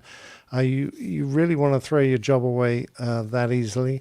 So, this is, I don't know quite what the pressure is on a crew to try and take off when the wind is possibly, I don't know what the wind limits are on this aircraft, whether they were on the wind limit or a little bit beyond, a little bit just under. But, I would go, I really don't want to lose my job today, so I'm going to let it calm down a bit before I take off. I personally would never have tried to do that. Landing, it might be slightly different because, I remember landing in a typhoon into Shanghai, and I nearly dinked the wingtip. Yeah, I nearly dinked the wingtip into the runway or scraped a pod down the runway. But I was faced with a diversion to an airfield that was not going to be an awful lot better. and because the wind was affecting, all that area, and we didn't have tons of fuel to mess about. So, it was a whole saga. But the fact is that we got it down all right. It was a bit of a nasty landing, but we did make it all right. We didn't go off the runway or anything silly, and there was no grass in the runway, so we got away with it. But I did it once in a 25-year career, that sort of thing. So, but that's a completely different situation. In that situation, you're in the air, you're burning fuel, you're running out of options. Whereas if you're on the ground and you haven't initiated the flight yet, why? But exactly I understand, right. but I can understand it because I think pilots kind of tend to be mission oriented, and sometimes you kind of get in this mode like, I got to accomplish the mission. I have to accomplish that. I have to do this. Although what is helpful sometimes is when you hear other flights out there saying, we'll pass. We'll go ahead and wait.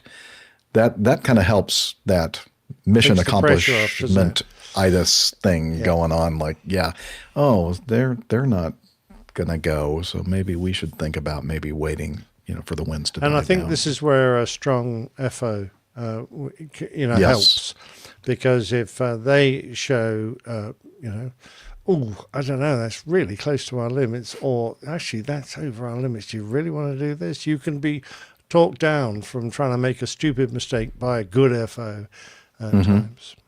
Yep, I agree. And as Marin so clearly states, I think they demonstrated it. Yes, they did. That was the wind exactly limitation. What the limits are for that airplane. They demonstrated. You don't want to do 42 knots. Tim Van Ram I mean, says, there were some airports where if they knew what your crosswind limit was, they would tell you what the wind was, and it would be exactly on your crosswind limits. And they're not actually helping at all, because you know very well. I mean, when I was going to Shanghai, the wind they gave me was on my crosswind limits, but the ATIS for the preceding 2 hours, and they've been giving regular ATIS about every 20 way minutes. over the limits. It was way over limits. Yeah. And then all of a sudden I magically pitch up, and actually our manual did say the wind you took was the tower wind. That was the wind that you had to obey. So, I was going, really? It's all of a sudden it's dropped a bit? Apparently, yeah. But they're Chinese, so you can't discuss it with them. That reminds me, when I was doing my training for the C-141B Starlifter out in Altus, Oklahoma. I don't know if any of you out there have flown in the great state of Oklahoma, especially western Oklahoma. It gets, where the winds are blowing down the plane. What is it? The winds come sweeping down the plains, and then sweeping over the plains, the PLANES. So we would go to another, I can't remember the name of it offhand, but it was a very small, I guess it used to be like an Army Air Corps field, but it was not at Altus Air Force Base. It was to the north, kind of heading up toward Oklahoma City way. And we would do our touch and goes and other, we'd practice landings and such up there. And it was like our checkout or check ride for my partner and I. And the instructor goes, okay, so we're coming in and we're listening to the ATIS winds and we're going, they're like way out of limits. And then he talked to the tower, and first he said, hey, what do you guys think? Do you think if we get this thing within limits that you guys can, go ahead and attempt a landing? And we kind of looked at each other and went, yeah, I guess. And then he says, tower, say again the winds. And I guess that was the cue for the controller to say, winds are, and just as you stated, Captain Nick, they were exactly the limits for the C-141. And so we were able to legally, quote, air quotes, do our touch and goes and complete our check ride. And we didn't ding any wingtips or, bend any metal or anything else. Didn't go squirrely, no. But it was pretty squirrely, that's for sure. It was an interesting situation. But I thought the same thing. Well, how is it that all of a sudden they're magically within the limits? That's weird. Yeah, I was a naive young man, wasn't I? Anyway, yeah. So there's Steph. She's in our green room, and Having I a think it's beer. time for her to In fact, make she's had herself several present. now, I think. Yeah. Yeah, all the beers at. I mean, it is almost 6 o'clock, but no, I Yeah. have not. It's beer Emptied o'clock. The green No, I room just- fridge. I had not gotten myself up to speed on that particular incident that you all were discussing when I showed No, up. we're So not- I figured we're I'd just not up wait to speed on until discussion was completed and we move on to the next one. Yeah. Well, hello. How are you? Hello, I'm good. How are y'all? Fine, Sorry, thank you. Traffic is Good to see you. not good this time of night always. So, but yeah, No. I'm here. Called rush Made hour. it. Yeah. No, there was no rushing actually happening, Okay. as far as I could tell. No rushing at all. Okay, so we're about 10 minutes from the hour and a half. Let's see. Oh. Well, I haven't seen most of them, actually. Unruly passenger? Okay. Oh, I always like a good unruly passenger story. Okay. Oh, Shall this we is a end good- with? this is a let's good see. Let's look through this just to make sure there isn't anything that would be critical for us to cover on today's episode. Is there anything? No, I don't think so either. Yeah. Okay. I think you're right, Liz. You're always right. Let's end the news segment. Oh, was that recorded somewhere? Yeah, it was. Dang it. Let's end the news segment with this from New York Times. Okay. A passenger swallows rosary beads on chaotic flight to Miami. The man also kicked a flight attendant. An arrest affidavit said he and his sister said they were traveling to Haiti to escape religious attacks of a spiritual nature. What does that mean? Ooh, wow. I want to know what kind of religious attacks are not spiritual. I mean, I guess. I don't know. That doesn't make a lot of sense to me. Let's see, March 12, 2025. So like yesterday? Okay. A satanic disciple, had stowed away on a flight to Florida as one passenger saw it, and something had to be done. Well, I guess they weren't doing the right thing with the rosary. They were doing awful things to the rosary beads because if you're satanic, I'm pretty sure the satanic people don't use rosary beads in a good way.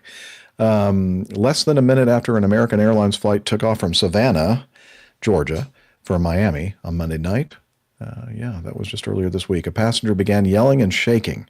Flight attendants initially thought he was having a seizure, but it turned out he was struggling because he believed a demonic spirit had invaded the cabin, and at some point during the flight began swallowing rosary beads to ward that spirit off. Oh, so he was actually trying to use them in a good way. He was to ward off the evil spirits. Okay. As attendants approached the man, Delange Augustin, 31 years old, he kicked one of them in the chest so hard that the attendant stumbled across the aisle and into a window on the other side of the plane, according to an arrest affidavit. That's when the cabin crew realized that Mr. Augustin, who was traveling with his sister, was not having a medical emergency. Augustin's choices appeared purposeful, though difficult to describe, Savannah Solomon, a special agent with the FBI, wrote in the affidavit filed in the U.S. District Court in Chatham County. The pilots turned the plane around when they heard the commotion and landed it safely in Savannah. But that was not the end of the episode. Disembarkation from the jet spiraled into chaos when Mr. Augustin stormed to the front of the plane and threw several wild punches at a flight attendant before the door had been opened. Several passengers helped to wrestle him and his sister to the ground. Then the authorities learned that Mr. Augustin had swallowed the rosary beads, so he was taken to a hospital where he was evaluated and discharged to a county detention center. His medical condition was not immediately clear as of Tuesday night. In the detention center, Mr. Augustin's sister told the authorities that he had been traveling to Haiti to flee religious attacks of a spiritual nature.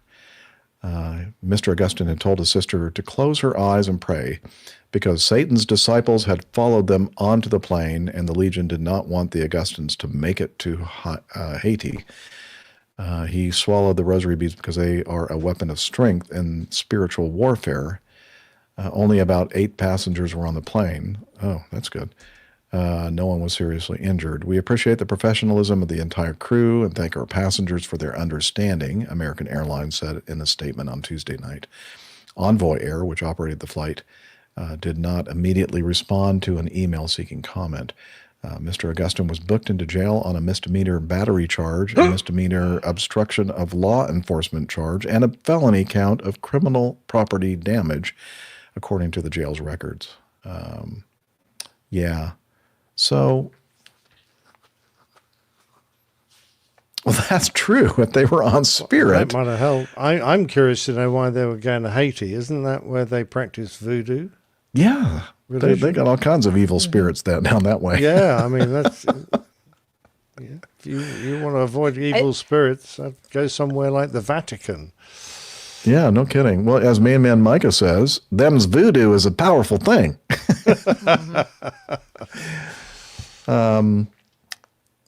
Okay, one last comment from Man Micah. Is a misdemeanor battery more powerful than a lithium-ion battery? I don't know. It's cheaper to recharge. With the lithium-ion is, maybe. No, the misdemeanor battery. I mean, that's cheap as chips. All you could do is attack somebody. Okay. Very interesting. Now, of course, I'm looking at this article, and the photo, of course, shows an American mainline It was an jet. Embraer 175. Yeah. Yeah. That. Okay. So a little smaller inside, which explains a little bit better how he was able to That's get kind of like across that's the same effect that I have with my RVS. On the outside, it looks kind of small, but look on the inside; it's huge quite in here. roomy. Yeah. It's very roomy. And nice Cope echo, says too. a quaalude shaped like a rosary bead. Yeah, it was a bunch of quaaludes on a string. Okay, all right, time to get to know us. Here we go.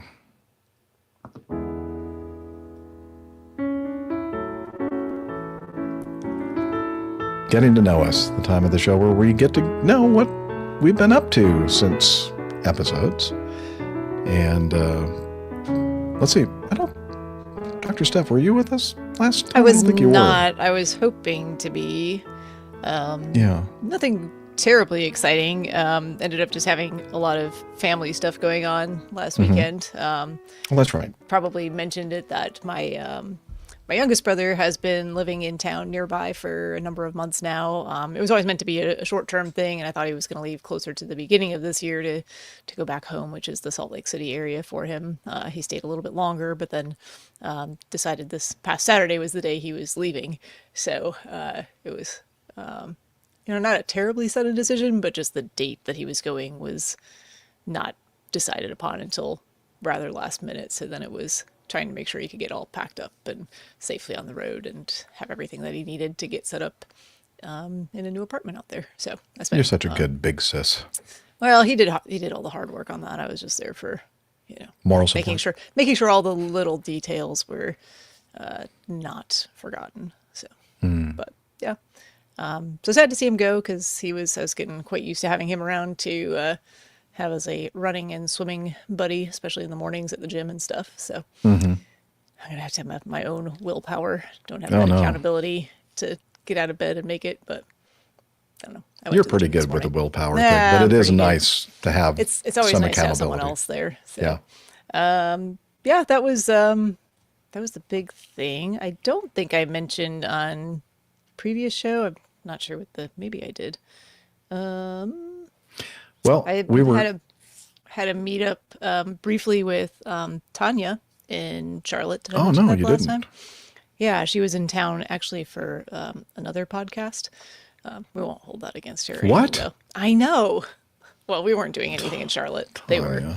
So, but she was nice enough to reach out and said, "Hey, it's a Friday night. It's kind of late. Understand if you're busy, tired, whatever." I said, "I don't actually have anything going on, really." So, met up with Tanya and had a nice chat Great. at the bar at her hotel in Uptown Charlotte, and it was really nice to see her. So she's always a pleasure to hang out with. Sorry we did not record any audio. I think we had a photo. I didn't share it here. I'm sorry, I forgot, but I have it if you want it for the show notes later or the chapters or whatever. Yeah, we can add put it that in. in the show notes. Yeah. Yeah. And what else? I think that's Well, it really. Liz was telling me that I think we thought we had talked about your ski trip, but we actually did not. Did we not. realized after the fact that So we have talked about it, but we didn't talk about it on the private, show. texting messaging group on the crew, and sometimes we kind of conflate that with us talking about all the stuff on the show. And after we finished recording, we went, I don't think we did actually talk about that on the show. No. And why does not everybody know what we were doing in our private messaging group? Come on. I mean, obviously we referenced it amongst ourselves multiple times. Everybody should just know. Yeah, let me back up a little bit. So I had, the yearly, they happen more than once a year, but the main conference that I like to go to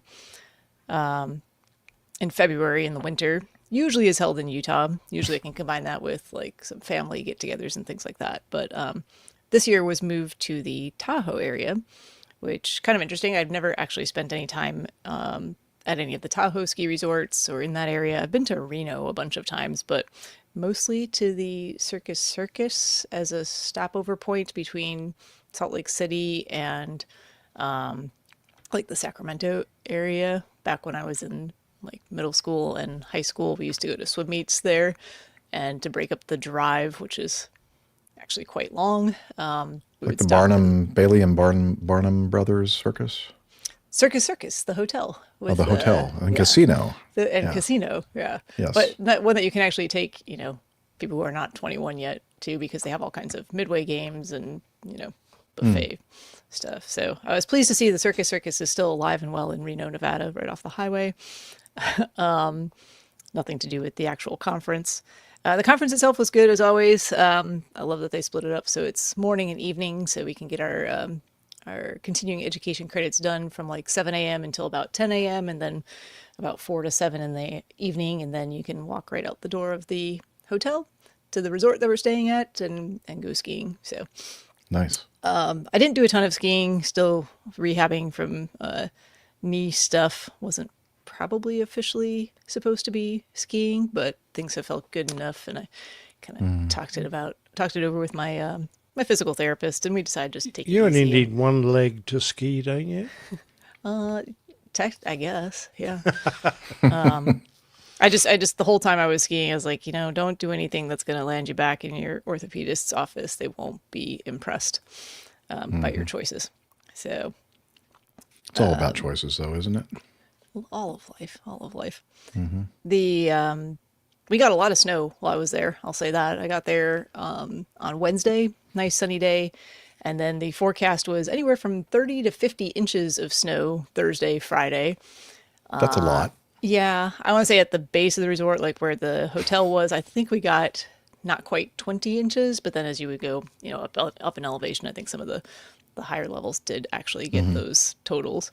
And man, that is, I hear they call it Sierra Cement, because it is the heaviest, like wettest snow I've ever seen. It's so moisture laden. We went out skiing in it on Thursday, and just sitting on the chairlift, the time it would take to go from, the bottom of the lift to the top, you'd end up with like half an inch of snow on you, and it was just soggy and wet. Fortunately it was not very cold that day. Got back to the hotel, and like everything just had to go in the dryer because it was like we had been out in the rain instead of in the snow. It almost looked like, we had like fallen down and like rolled around in it, but we were just standing or sitting in it. Yeah. Decided we wanted one more go at it. So I pushed my flight back on Saturday so that I could go one more time. I wasn't planning on it, but it was beautiful.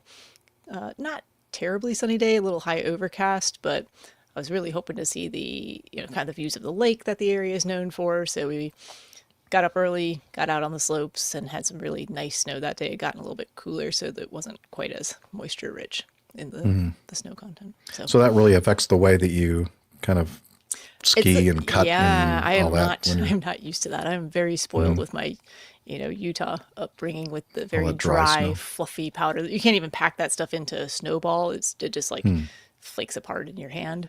There would have been no problem making snowballs, snowmen, snowwomen with the snow, and it was a lot of work to kind of push through it and make nice carving turns and not get my ski tip caught up in it, so my ski would go one way and my knee would go another way. That would be bad.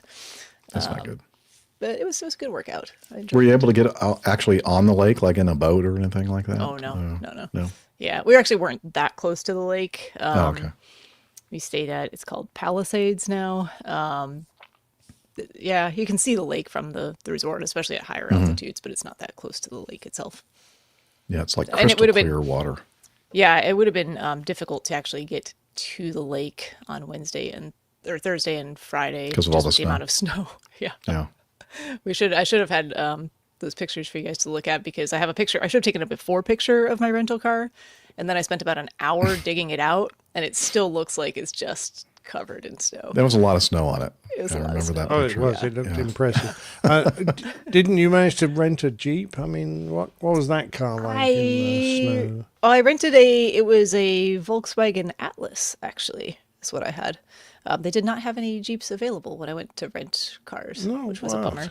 But it was I mean, I can understand them not having any pink Jeeps available, but none at usually all. none at all at the Reno airport at any of the rental car companies that I would rent from normally.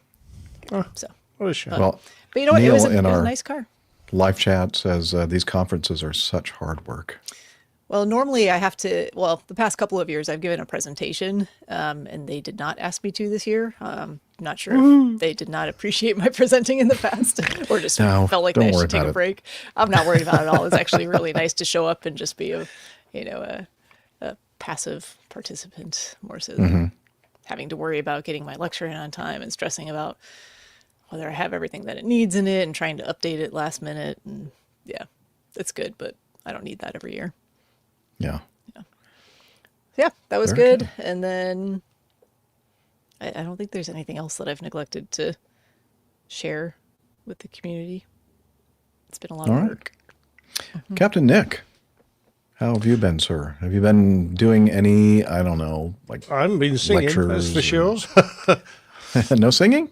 No singing. I shouted Okay. a bit, but I mentioned it last week. I had a talk. I've done a new lecture on the tornado, and so the Hawker Association, those fine old gentlemen there that used to belong to Hawkers, who built so many fine aircraft over the years, originally the same company as Sopwith. So that they claim their heritage goes back to, the First World War and the Sopwith Camel and all those fantastic, lovely old aeroplanes. Anyway, I was there and talked to them about the MRCA, the multi-role combat aeroplane, or as I prefer to call it, Mother Riley's cardboard aeroplane. And I think rather than talk about it, there's a little bit of video we might put up. Yeah, here we go. Hello, I'm here. I'm just touting for the Airline Pilot Guide podcast. Yay. And the more we get to listen, the greater it becomes. Although we've been number one in aviation podcasts for quite a while now. Woohoo! As you probably realise, this subject today is about the MRCA, which you probably know as the There you go, multi-role someone already combat knew. airplane, but you're quite right. There's a better name for it. Must refurbish Canberra again. Oh yeah, well, that's very good. I like that. I'll try and remember that. So let's talk first of all about the generation of aircraft that would dominate my Air Force career. Now, my first year. There you go. So That's that probably enough? enough. Yeah, Okay. that's absolutely fine. I didn't fly that thing. I like that. Sorry. Someone came up with much refurbished Canberra again. So Canberra was a really old airplane. In fact, we sold it to you guys, the B-57, I think. Oh, you yeah. called it when That you was an built it under odd-looking- license.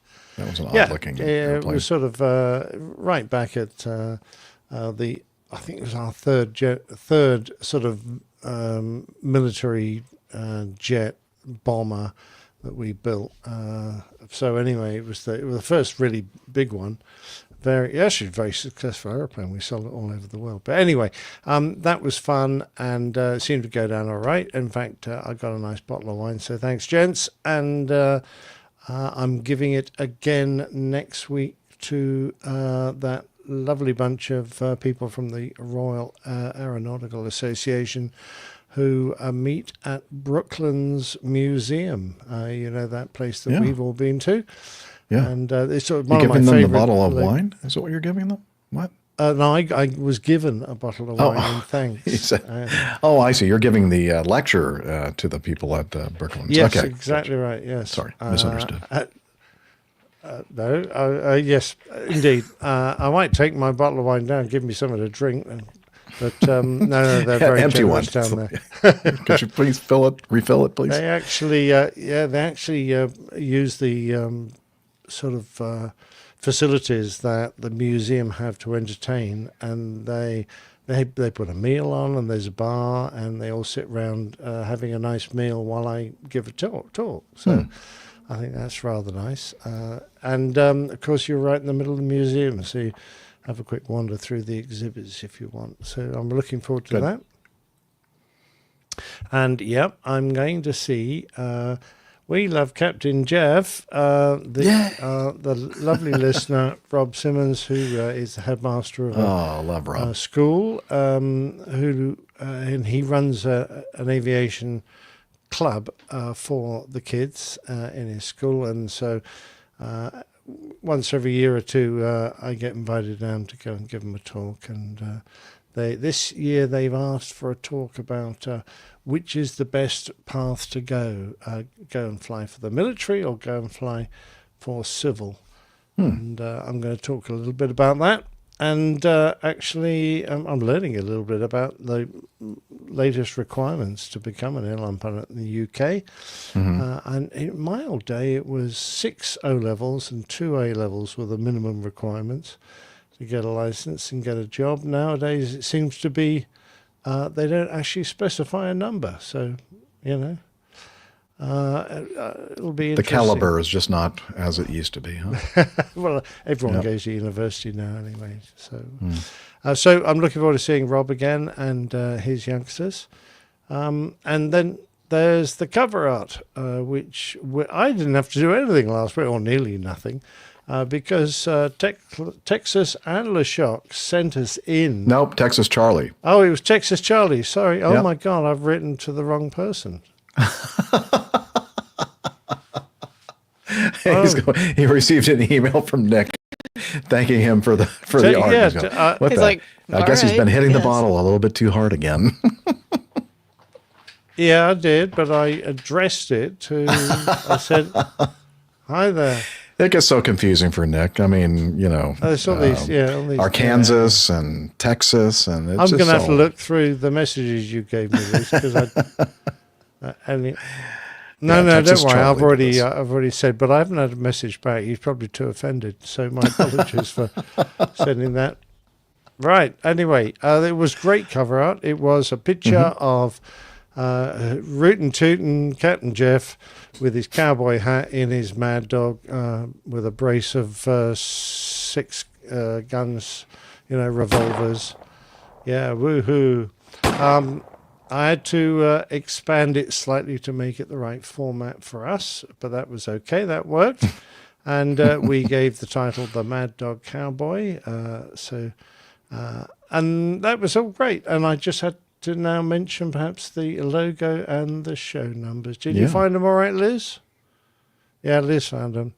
So the, I see the logo shirt buttons on the wings. Yeah. The shirt buttons are the 6 and the 3, but there's a 5 in there somewhere. Oh, on the knot of the tie. Yeah, on the knot of the tie, quite right. And just right, the show logo is embedded in the wings. You made it easy for us this week. I didn't. Last time. Well, no point. Yes, Yeah. exactly. So that was fun. Thank you very much indeed for that. Liz I is don't going know all who to crazy thank with the now. different Okay. views. Oh, don't! Yeah, she hit the button that no producer should ever push. Yeah. All Well, right. Jeff, you, sir. Oh, do I reveal anything yet, Liz, or do I have to wait until next week? Okay. Well, I mentioned that I've been kind of busy recently. So I guess how far do I go back here? I don't know for those of you who are new listeners, and this is not actually the RVS, the Road Vessel Studio that I'm in. I'm in a hotel right now. But I started doing full-time RV living back in June 15th, Father's Day weekend, last year. And over the winter, it was a little bit of a challenge for me, especially because if I'd stayed south in areas of the country that stayed, the temperature stayed above freezing, it would have been one thing. But because of my obligations that I thought I was just going to disregard and just live my life of travel, I didn't realize how much my involvement in various activities here in the Atlanta area meant to me. And I guess it was revealed to me that I'm much more of a homebody than I thought. And I missed everybody at my church and singing and all the other things that I like, all the restaurants I like going to, and people know who I am and I know them. And it's kind of, I missed that. And then the other aspect of the full-time RV life is that if you're going to be up here where the weather gets a little chilly at times in the wintertime, my first winter of full-time RVing, I realized that there are times when I have to winterize the vehicle. In other words, clear out all the water and basically deactivate my shower and my toilet and all those niceties, my plumbing. Not my plumbing. My plumbing is still working, but I did have to deactivate that. But yeah, thank you for mentioning it, though. Yeah, so which meant that, and as you've probably, if you've been following along recently, sometimes you see me in hotels and sometimes you see me in the RVS, and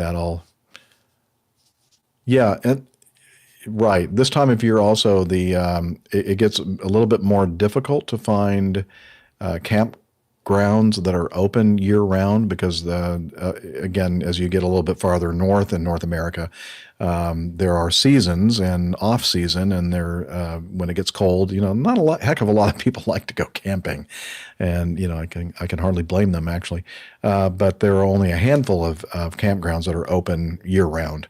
And then these campgrounds are great campgrounds, but they are usually government run, Army Corps of Engineer campgrounds, and a lot of county parks and state parks and that kind of thing.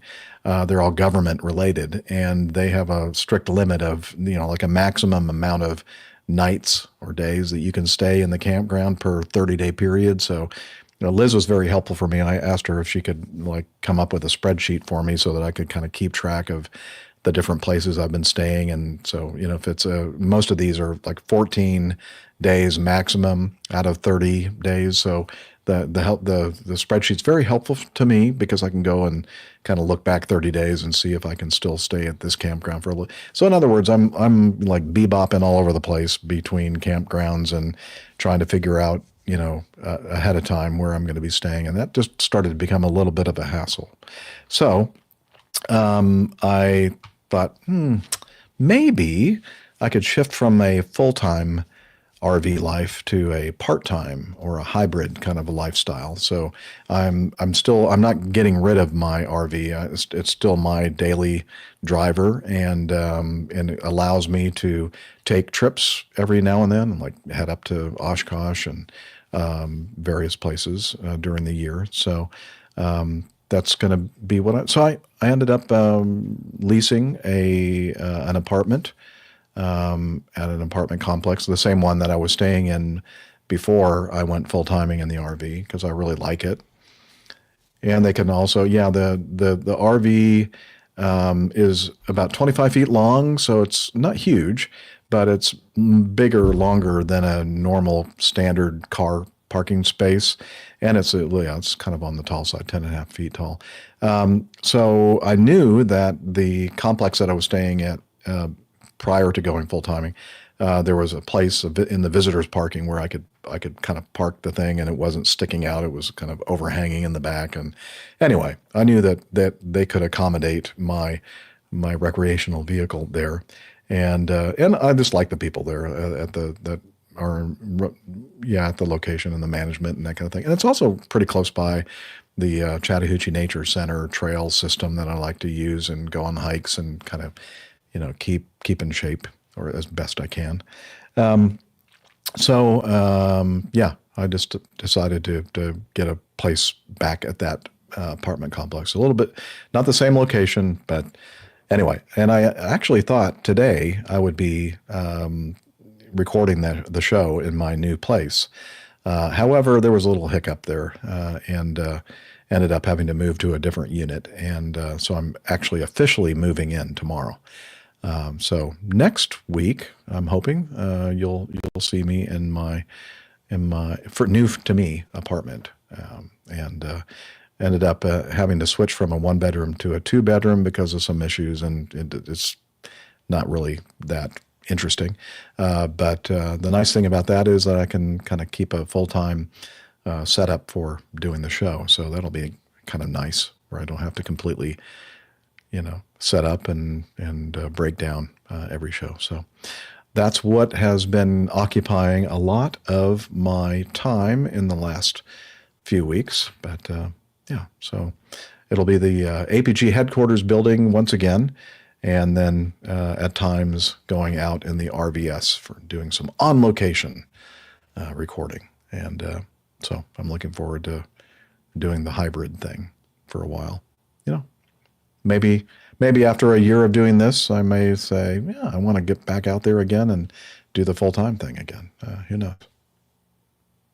So that is really, and then, just doing my normal singing. I sang at a funeral earlier today, and no, it was not my funeral. And the normal singing at the masses on the weekend, and also, that's about it for me.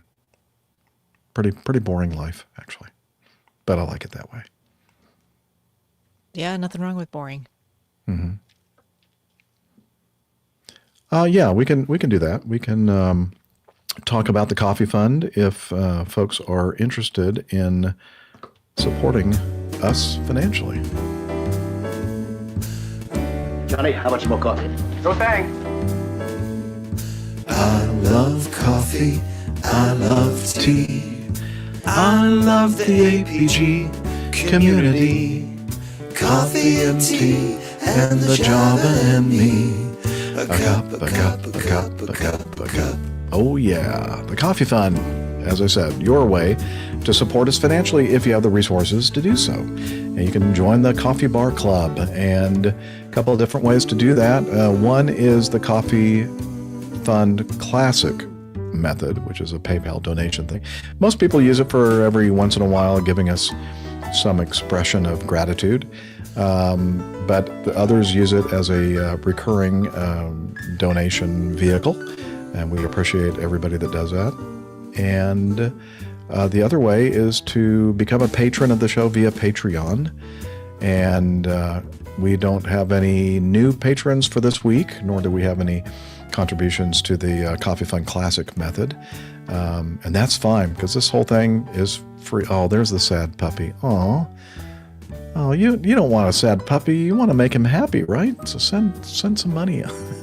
Just kidding.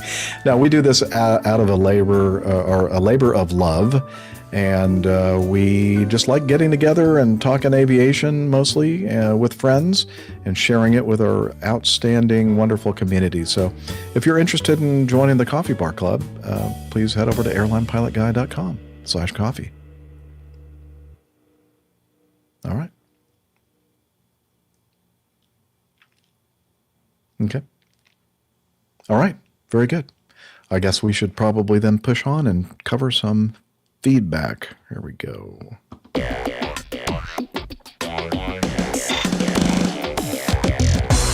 Captain, incoming message. All right, let's start off with this feedback from Roberta, living in BC, Canada. Let's see. Hi, Jeff, Steph, Nick, Liz, and today's co-host team. Today is one of my most fun days of listening to APG archives. I'm listening to episode 152 from January 2015. Now, I don't know, does that ring any should I know bells? that episode Steph? number? Yes, you should. Oh, okay. Here we go. Thanks. Yeah.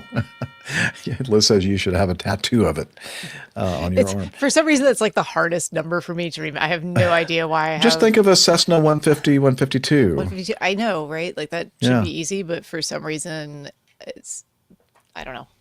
There are some things. Yeah, well, you're trying to get rid of that memory. No. My brain holds on to the strangest things, and then the stuff that's like actually important, sometimes like, I understand. More miserable. I get it. It wasn't until very recently that I could remember the exact episode number myself. But after looking it up for a few times, I thought to myself, you should probably remember that. I really need to see it in writing a couple times, so this helps. Thanks, Roberta. Roberta says, as context, I'm a longtime listener and have already listened back as far as episode 350. When I was done with that, I recently went back to APG episode 1. She said that she sent her last feedback after episode 128.5. Yeah, you do need some go around a cylinder for sure. Leading up to today, Jeff, you have already met Steph twice. Rick in Miami has given lots of feedback. Hillel has made appearances. And of course, there was Tony. She said, I laugh so hard knowing the future.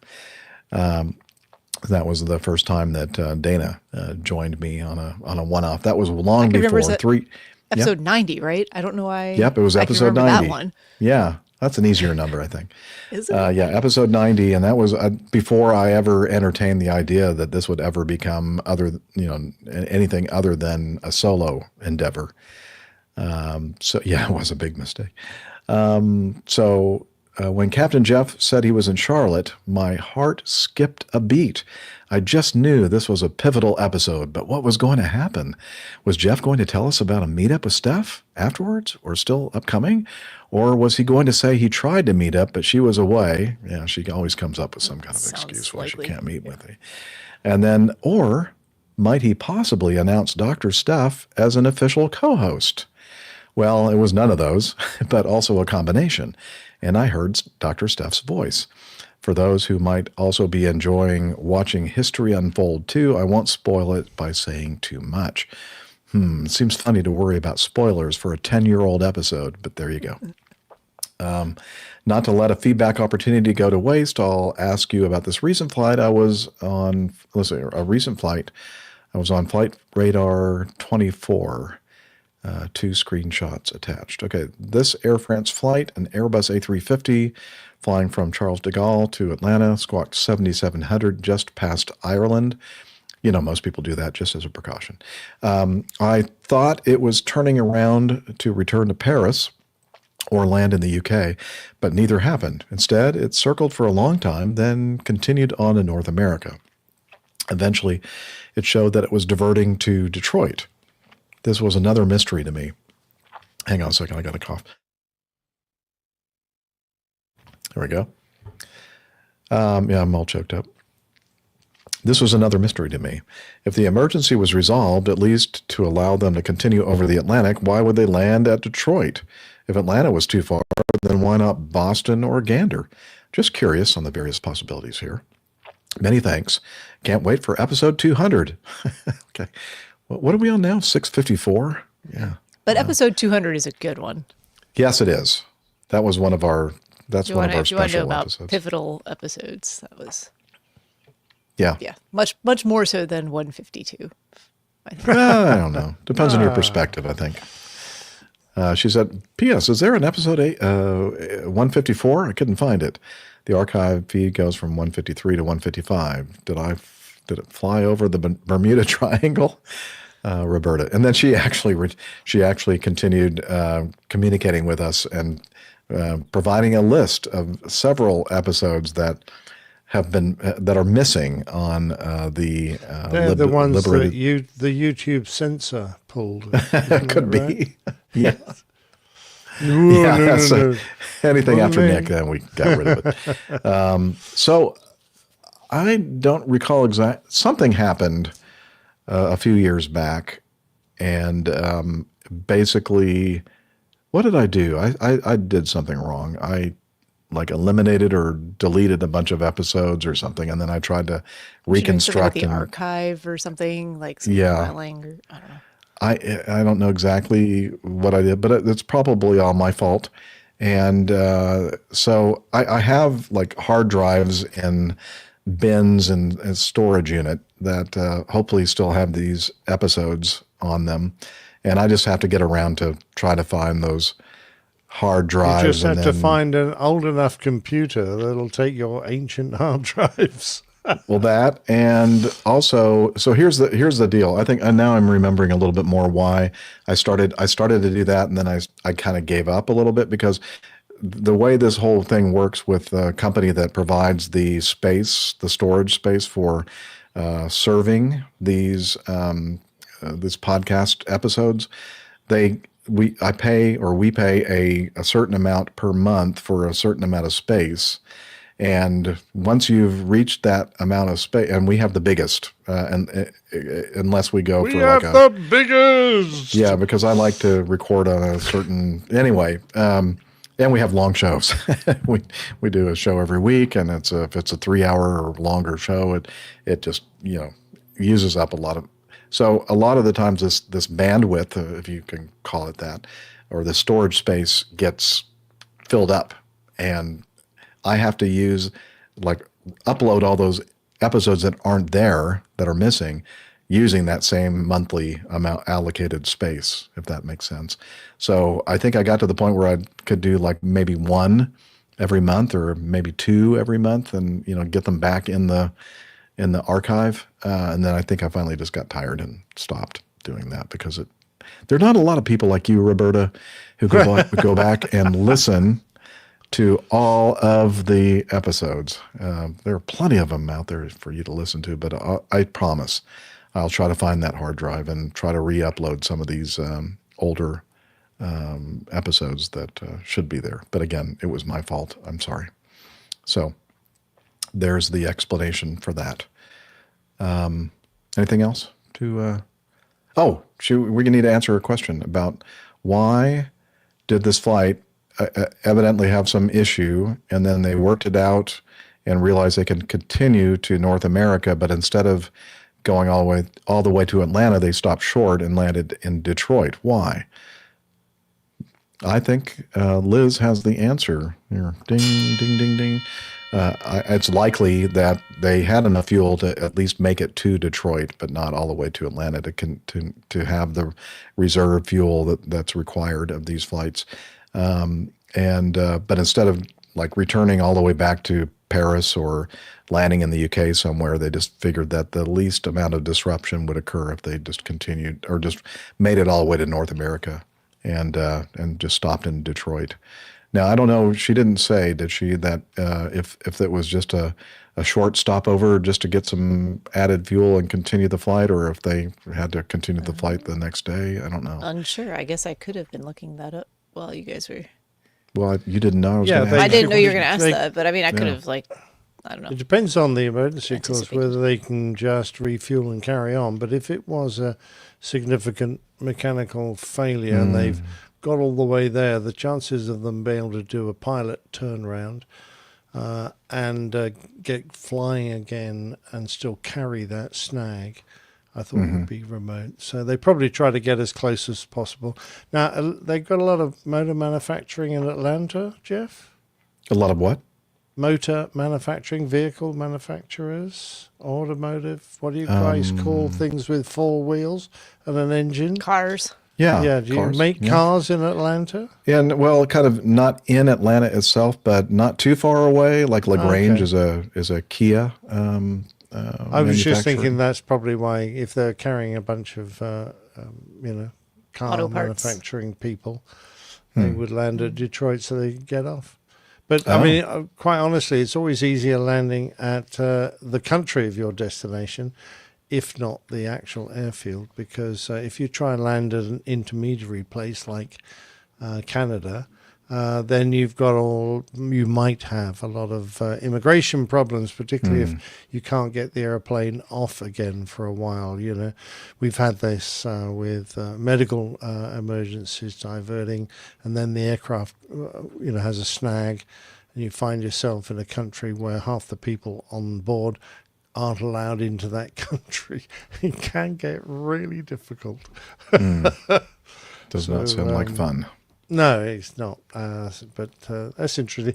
I love the track. If you can just put that track up again, that's classic because you can see he was heading up towards his oceanic entry just north of Ireland.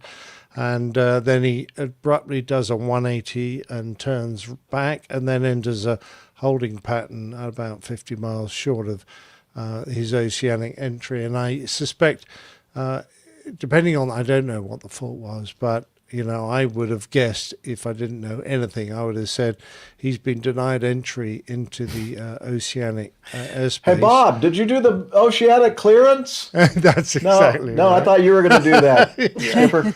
Yeah, dang it. It's that or a navigational failure, which, because there are quite strict rules about entering that airspace, what equipment you need.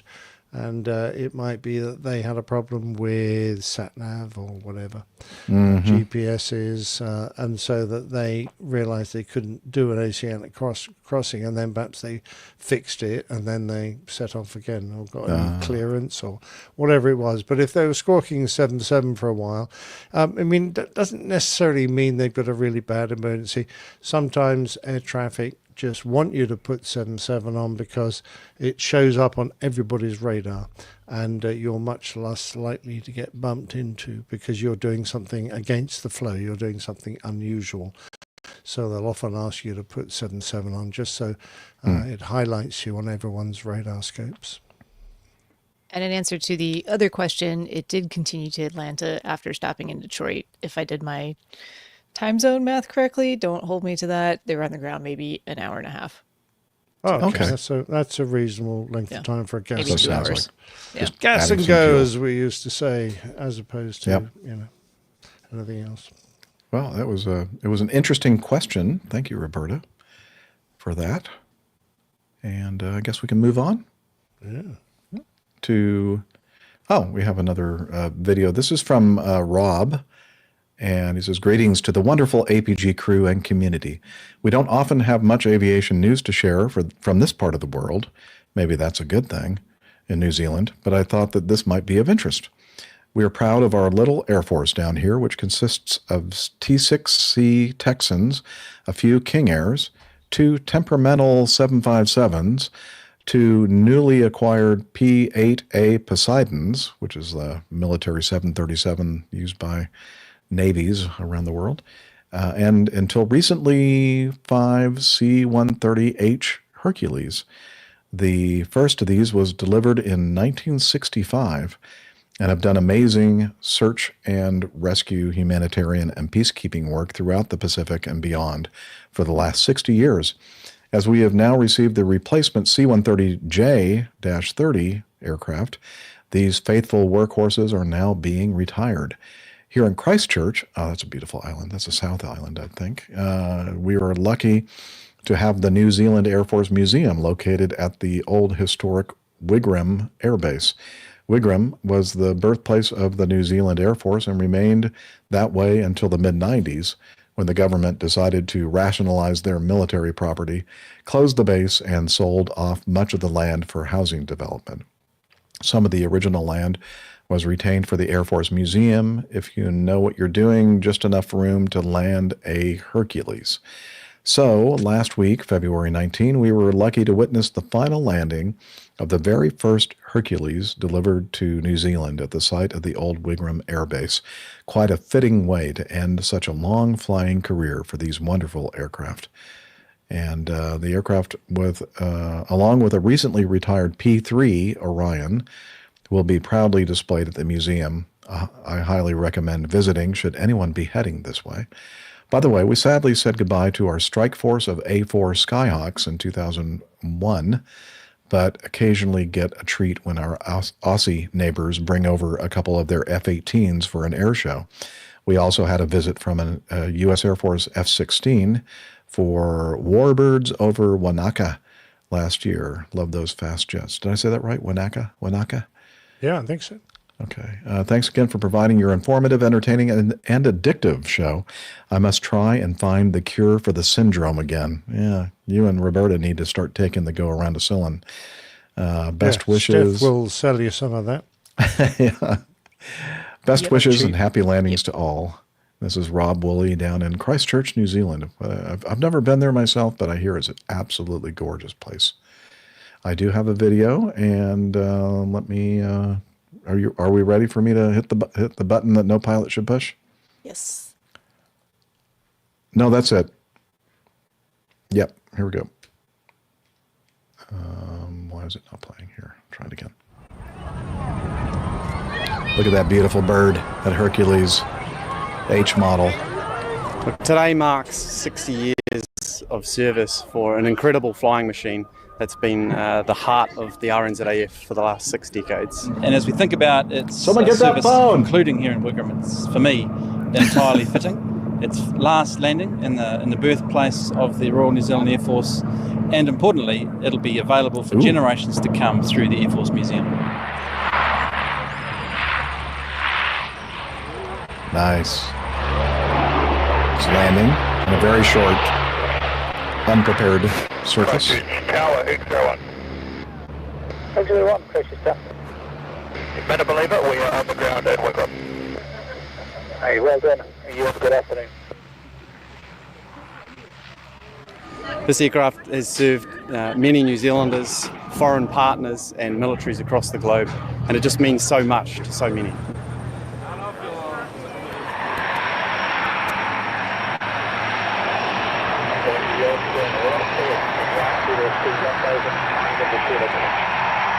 We've done a lot of work to ensure it was going to be done safely, and I think we absolutely saw that. And the crew have trained, they're professional, they know what they're doing, and gee, I was proud to see them conclude right here at Wigram. I've been fortunate enough to be serving on the C-130 Hercules since 2009, so 15 years. We knew today's activity was always going to be a challenge and would test the professionalism.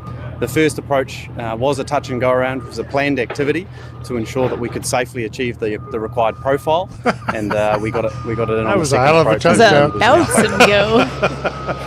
Look, I think all those, no matter whether the operating aircrew, ground support, or even those in which this aircraft's come to their aid in their time of need, will have a very strong sort of thoughts and opinion of the C-130. It's no different for us.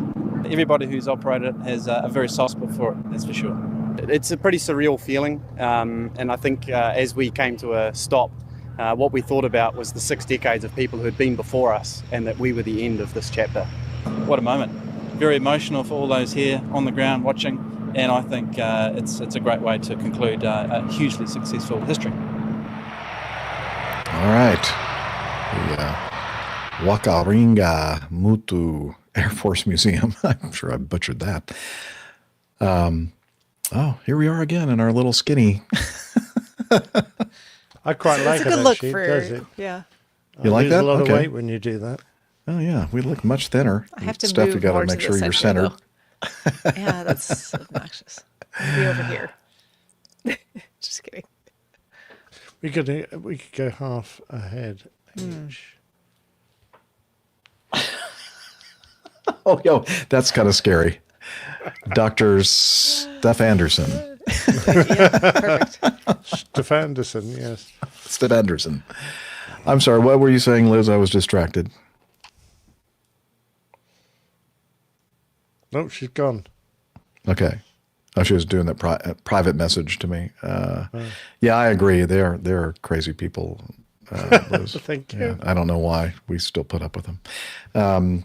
Mazoots, yeah. But before we do we have anything to say about this wonderful news? Well, not wonderful news. It's not happy. Well, I guess it's bittersweet, isn't it? The getting rid of the workhorse H models, but they're getting the J models, which are amazing C-130s.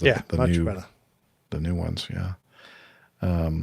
And was it just me? It sounded like the telephone was ringing in the background the entire time on the back of the video. Maybe it's just my ears. No, I didn't really hear that. Okay. It's like a bell sound, like the old telephone bell sound. Yeah, I don't know. It's probably me just going crazy. I would say if you're listening to the audio only podcast, be sure to click on the link in the show notes and watch that video. Yeah, just see the first everything about landing. That. The first landing, especially. First touch and go. Oh, the bounce and go. The bounce and yeah, go. that's it.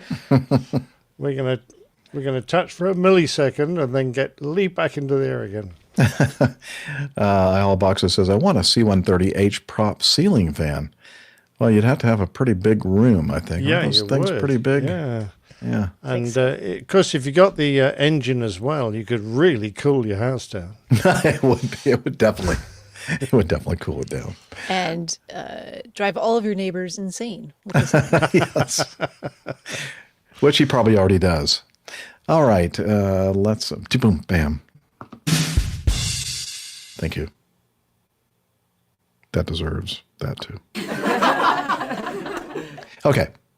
I don't know. I'm just trying to find the window that has Evernote in it. Okay, here we go. This is from Mazoots, Kareem, Dr. Kareem. Hello, Captain Jeff and crew. Hope you're all keeping well. I was going to say sleeping.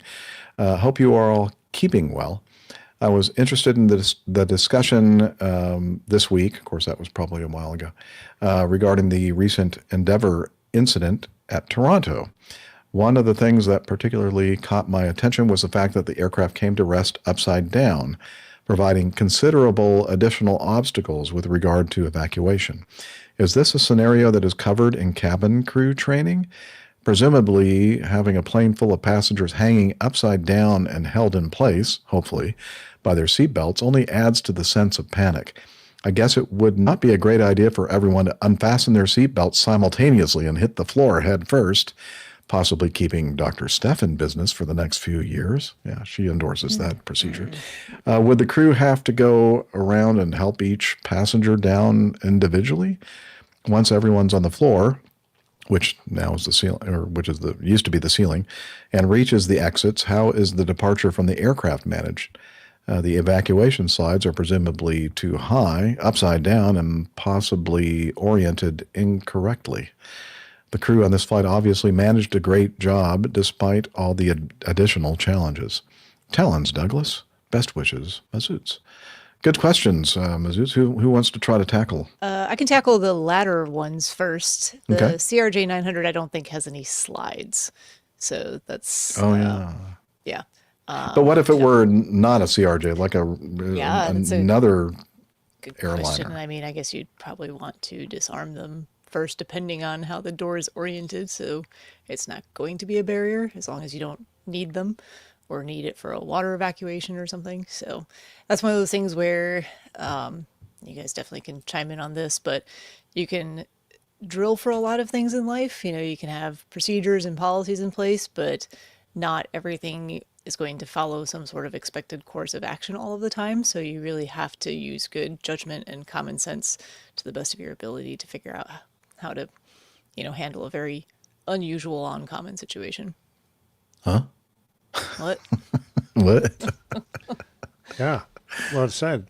Yeah, of course, if the height of the floor of the aircraft is less than 6 feet, is the critical distance, then you above the ground when you're, parked, then you don't need slides, because that's considered a suitable height to jump from. Yeah, I quite agree. It's the cabin crew get a lot of training in all sorts of incidents. And if there has been an interesting one like this, then there may well be a discussion the next time the cabin crew do their annual training. But it certainly won't be regulated by the regulatory authority for it to become a compulsory piece of training to evacuate from an upside-down aeroplane, for the very reason that none of the safety equipment is designed specifically to operate when the airplane's upside down. So that is because having an aircraft crash and having to evacuate the aircraft is a pretty rare occurrence.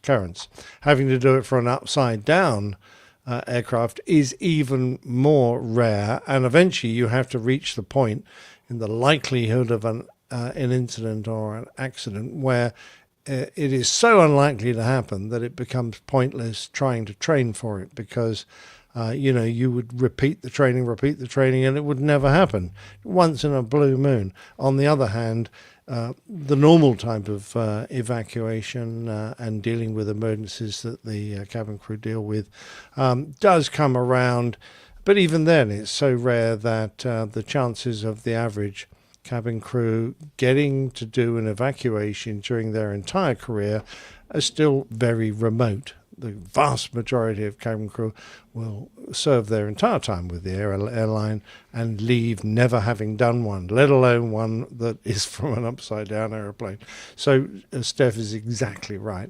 You can train for a lot of likely emergency situations, all of which are pretty remote anyway, but doing one from, say, an unusually positioned aircraft, you just got to use your common sense, of which our cabin crew usually have an abundance. And when it comes to sort of getting the passengers out of their seats, I think most of you would realize that you've got to release your seatbelt to get yourself down, and you try and protect yourself best you can. The cabin crew aren't going to catch you, that's for sure, because they've got other duties. I think it's up to you to find your way out of your seat.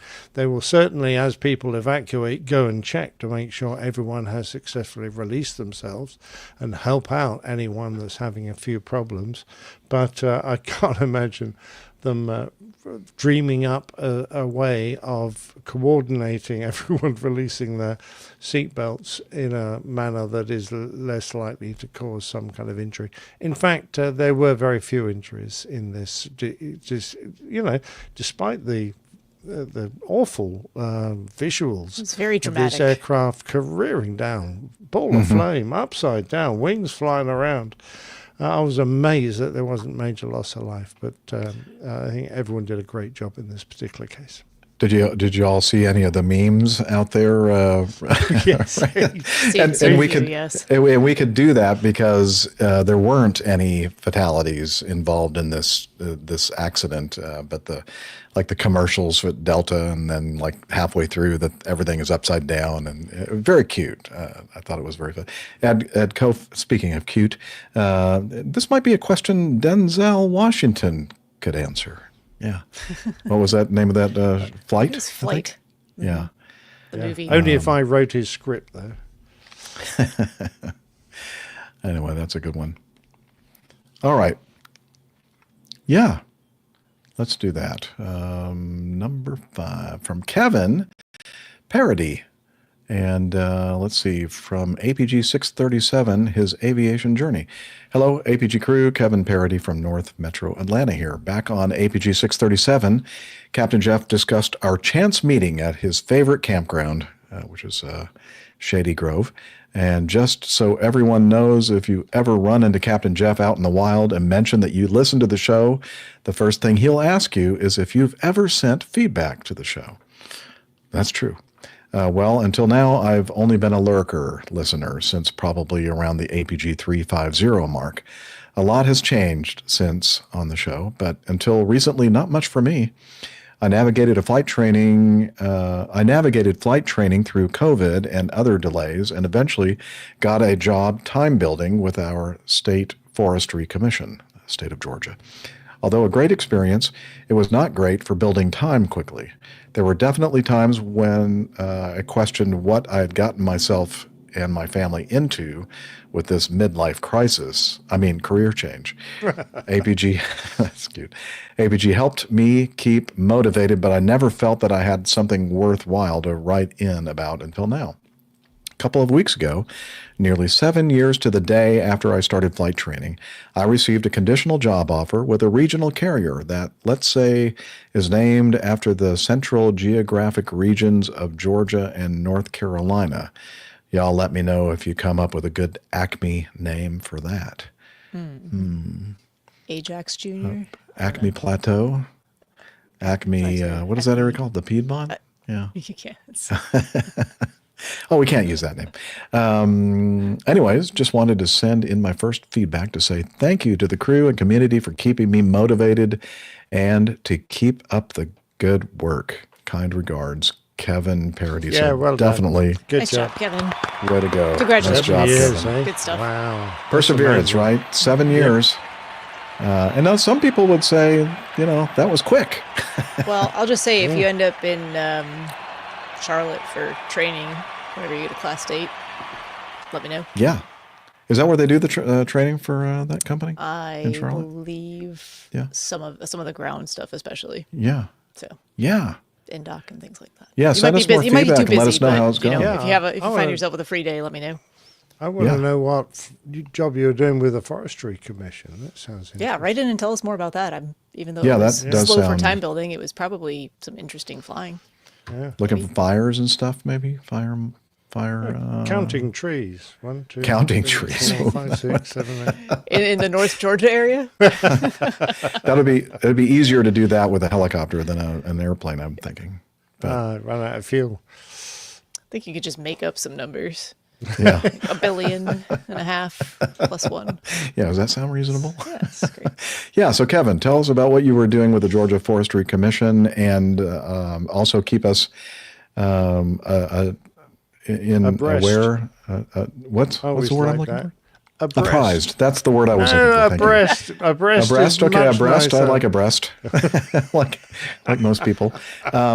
Sometimes too. Anyway, yeah, let us know what you're doing, and it'd be great if you could get together with Dr. Steph and have a beer and share all those things as well. So, If all you have right. time.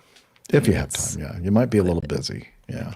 That's cool. And just to remind everybody, that chance meeting, I just happened to be on a hike or walk through the campground, and all of a sudden this person, pulls in and goes, "Captain Jeff?" And I went, "Huh?" Like, who in the world would possibly know that, because I was nowhere near my motorhome or anything. I was just out there walking by myself. Anyway, super cool. Yeah, it was the mustache, I guess. All right. Thank you, Kevin. And with that, we're going to wrap up this baby, and we're going to make it a short wrap up. We're going to say, go to our website, airlinepilotguy.com. Lots of good stuff there. I'm not going to tell you all the things. You just need to figure it out yourself. Go. And also, we're on social media, the social medias, I like to call it. And that last one, Steph, you can just say Airline Pilot Guy. Got it. So I'll do it quickly as well. Facebook.com/airlinepilotguy. X or at APG Crew. Instagram.com or on the app, also APG Crew. YouTube.com/airlinepilotguy. And Hillel is going to tell us about Slack. APG listeners, please join us on our Slack team. Slack is a communication, coordination, and sharing platform that works on your mobile, laptop, or browser. On Slack, we share news and ideas. We suggest episode and plain tales topics. We plan events and meetups. To get into the Slack team, please email me at slack@airlinepilotguy.com. That's SLACK, Sierra Lima Alpha Charlie Kilo @airlinepilotguy.com. Or send me a tweet with your preferred email address to @Hillel, and I'll send you an invitation. That's Hillel, spelled Hotel India 11 Echo 1, and see you in Slack. Thank you, sir. Appreciate that. And you can be a slacker over there with Hillel and all the other slackers. And look at we see. Let's see. That is Taco in the background in Steph's office. He's such a cute Hi, dog. Taco. Hi, buddy. They're talking about And there we go. There's a little bit bigger view of him. And let's see. What else do we do? We say thank you to Liz, our producer. There we go. Well done, Liz. Nice short Good job. applause. Thank you. Yeah, that's all I need. I don't deserve any more than that. Yeah, yes, you do. All the applause. I really appreciate all the work that you do. We all appreciate all the work that you do, Liz, for us. pleasure. Let's see, anything else before we That's it. sign off? Okay. Well, thanks everyone for Oh, Nick's continuing. Bye, Nick. Oh yeah, we'll see you, Nick. Bye, Nick. Where'd I go? I don't know. I've lost I connection, don't know. We apparently. can still hear you, but we don't see you anymore. Says your Where the audio hell have I only, gone? very fitting for a podcast. Yeah. Oh, you know what? It's probably on Unity we're hearing him, right? No, I can hear him. No, I'm you not hear on him too? Unity. Yeah. Oh, There okay. he is. He's Cool. back. Oh, there he is. He's back. He's playing tricks on us. Camera anyway, stopped. So, yeah, thank you for everybody in our live chat, and thank you everybody for listening, downloading the show, telling others about us. And, well, we hope to see you again next week on the next episode of the Airline Pilot Guy Show. And until then, wishing you clear skies, unlimited visibility, and tailwinds. Take care, and God bless. Cheers, y'all. Bye, everybody. See you next time, and you'll be able to see Jeff's apartment. Yeah, hopefully. Fingers crossed. No furniture, but you better see the wall. No furniture. No, I have furniture. I have camping chairs. Surely you have more And- furniture than what my brother has out in Salt Lake City right now. We sent Does him he a have picture. any at all? He sent me a picture today and asked if it qualified as fully furnished. He's got a bike on a trainer, a cat tree, a refrigerator, and a stove. And I think there's a Oh. mattress on the floor in the bedroom. Okay. Futon. Well, he has more Futon. furniture than I have then. A futon on the floor. He said he just wanted to make sure that he could accommodate the many guests that he will obviously be receiving at his new apartment. A bicyclist feel and a comfortable. cat. Yes. Okay. And the cats are already there. No, fair enough. They're resident cats. Yeah. Um, there it is. Okay, so Oh, okay. possible show titles here, Nick. I've got a few. Okay. I don't know if the Craptopia. We were talking about Craptopia. I don't know what you'll do with that. I don't know. Phenomenal job, or Phenom. anal job. Enal. Not anal. Enal. Anal job. Phenomenal. Okay, and you can choose one of these. Either a squirrely plane, a squirrely takeoff, or a squirrely situation. I know you like the alliteration, so maybe squirrely situation. I don't know.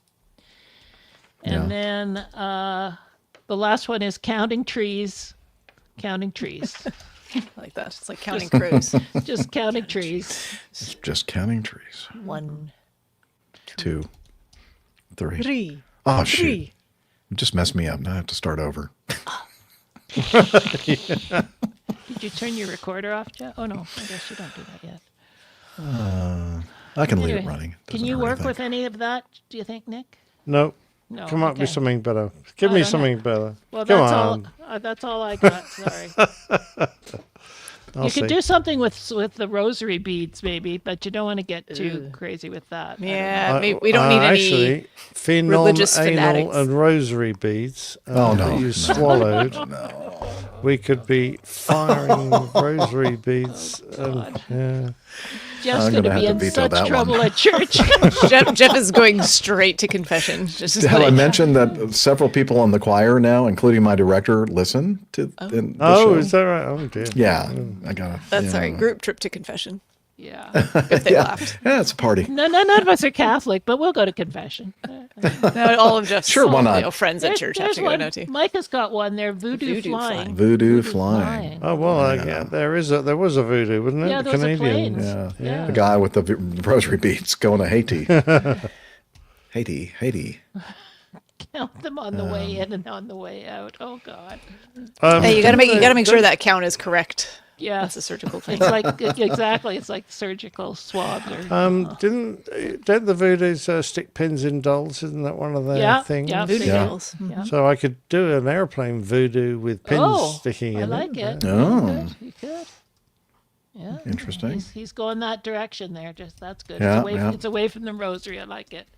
We don't care if we offend the voodoo people. That's okay. Well, then it could have rosary beads coming out should of be the careful jet about They're going to feel offending the persecuted voodoo and people. in a spiritual I was way, just and they're gonna going to say, come after us. Suddenly, the four of us get very sick all of a sudden. No, that's Yes. like My shoulder. in the middle of the show. Shooting Ow! Sharp pain in my shoulder. Ooh. Oh, pins and needles. Oh, Who said anal? Ah!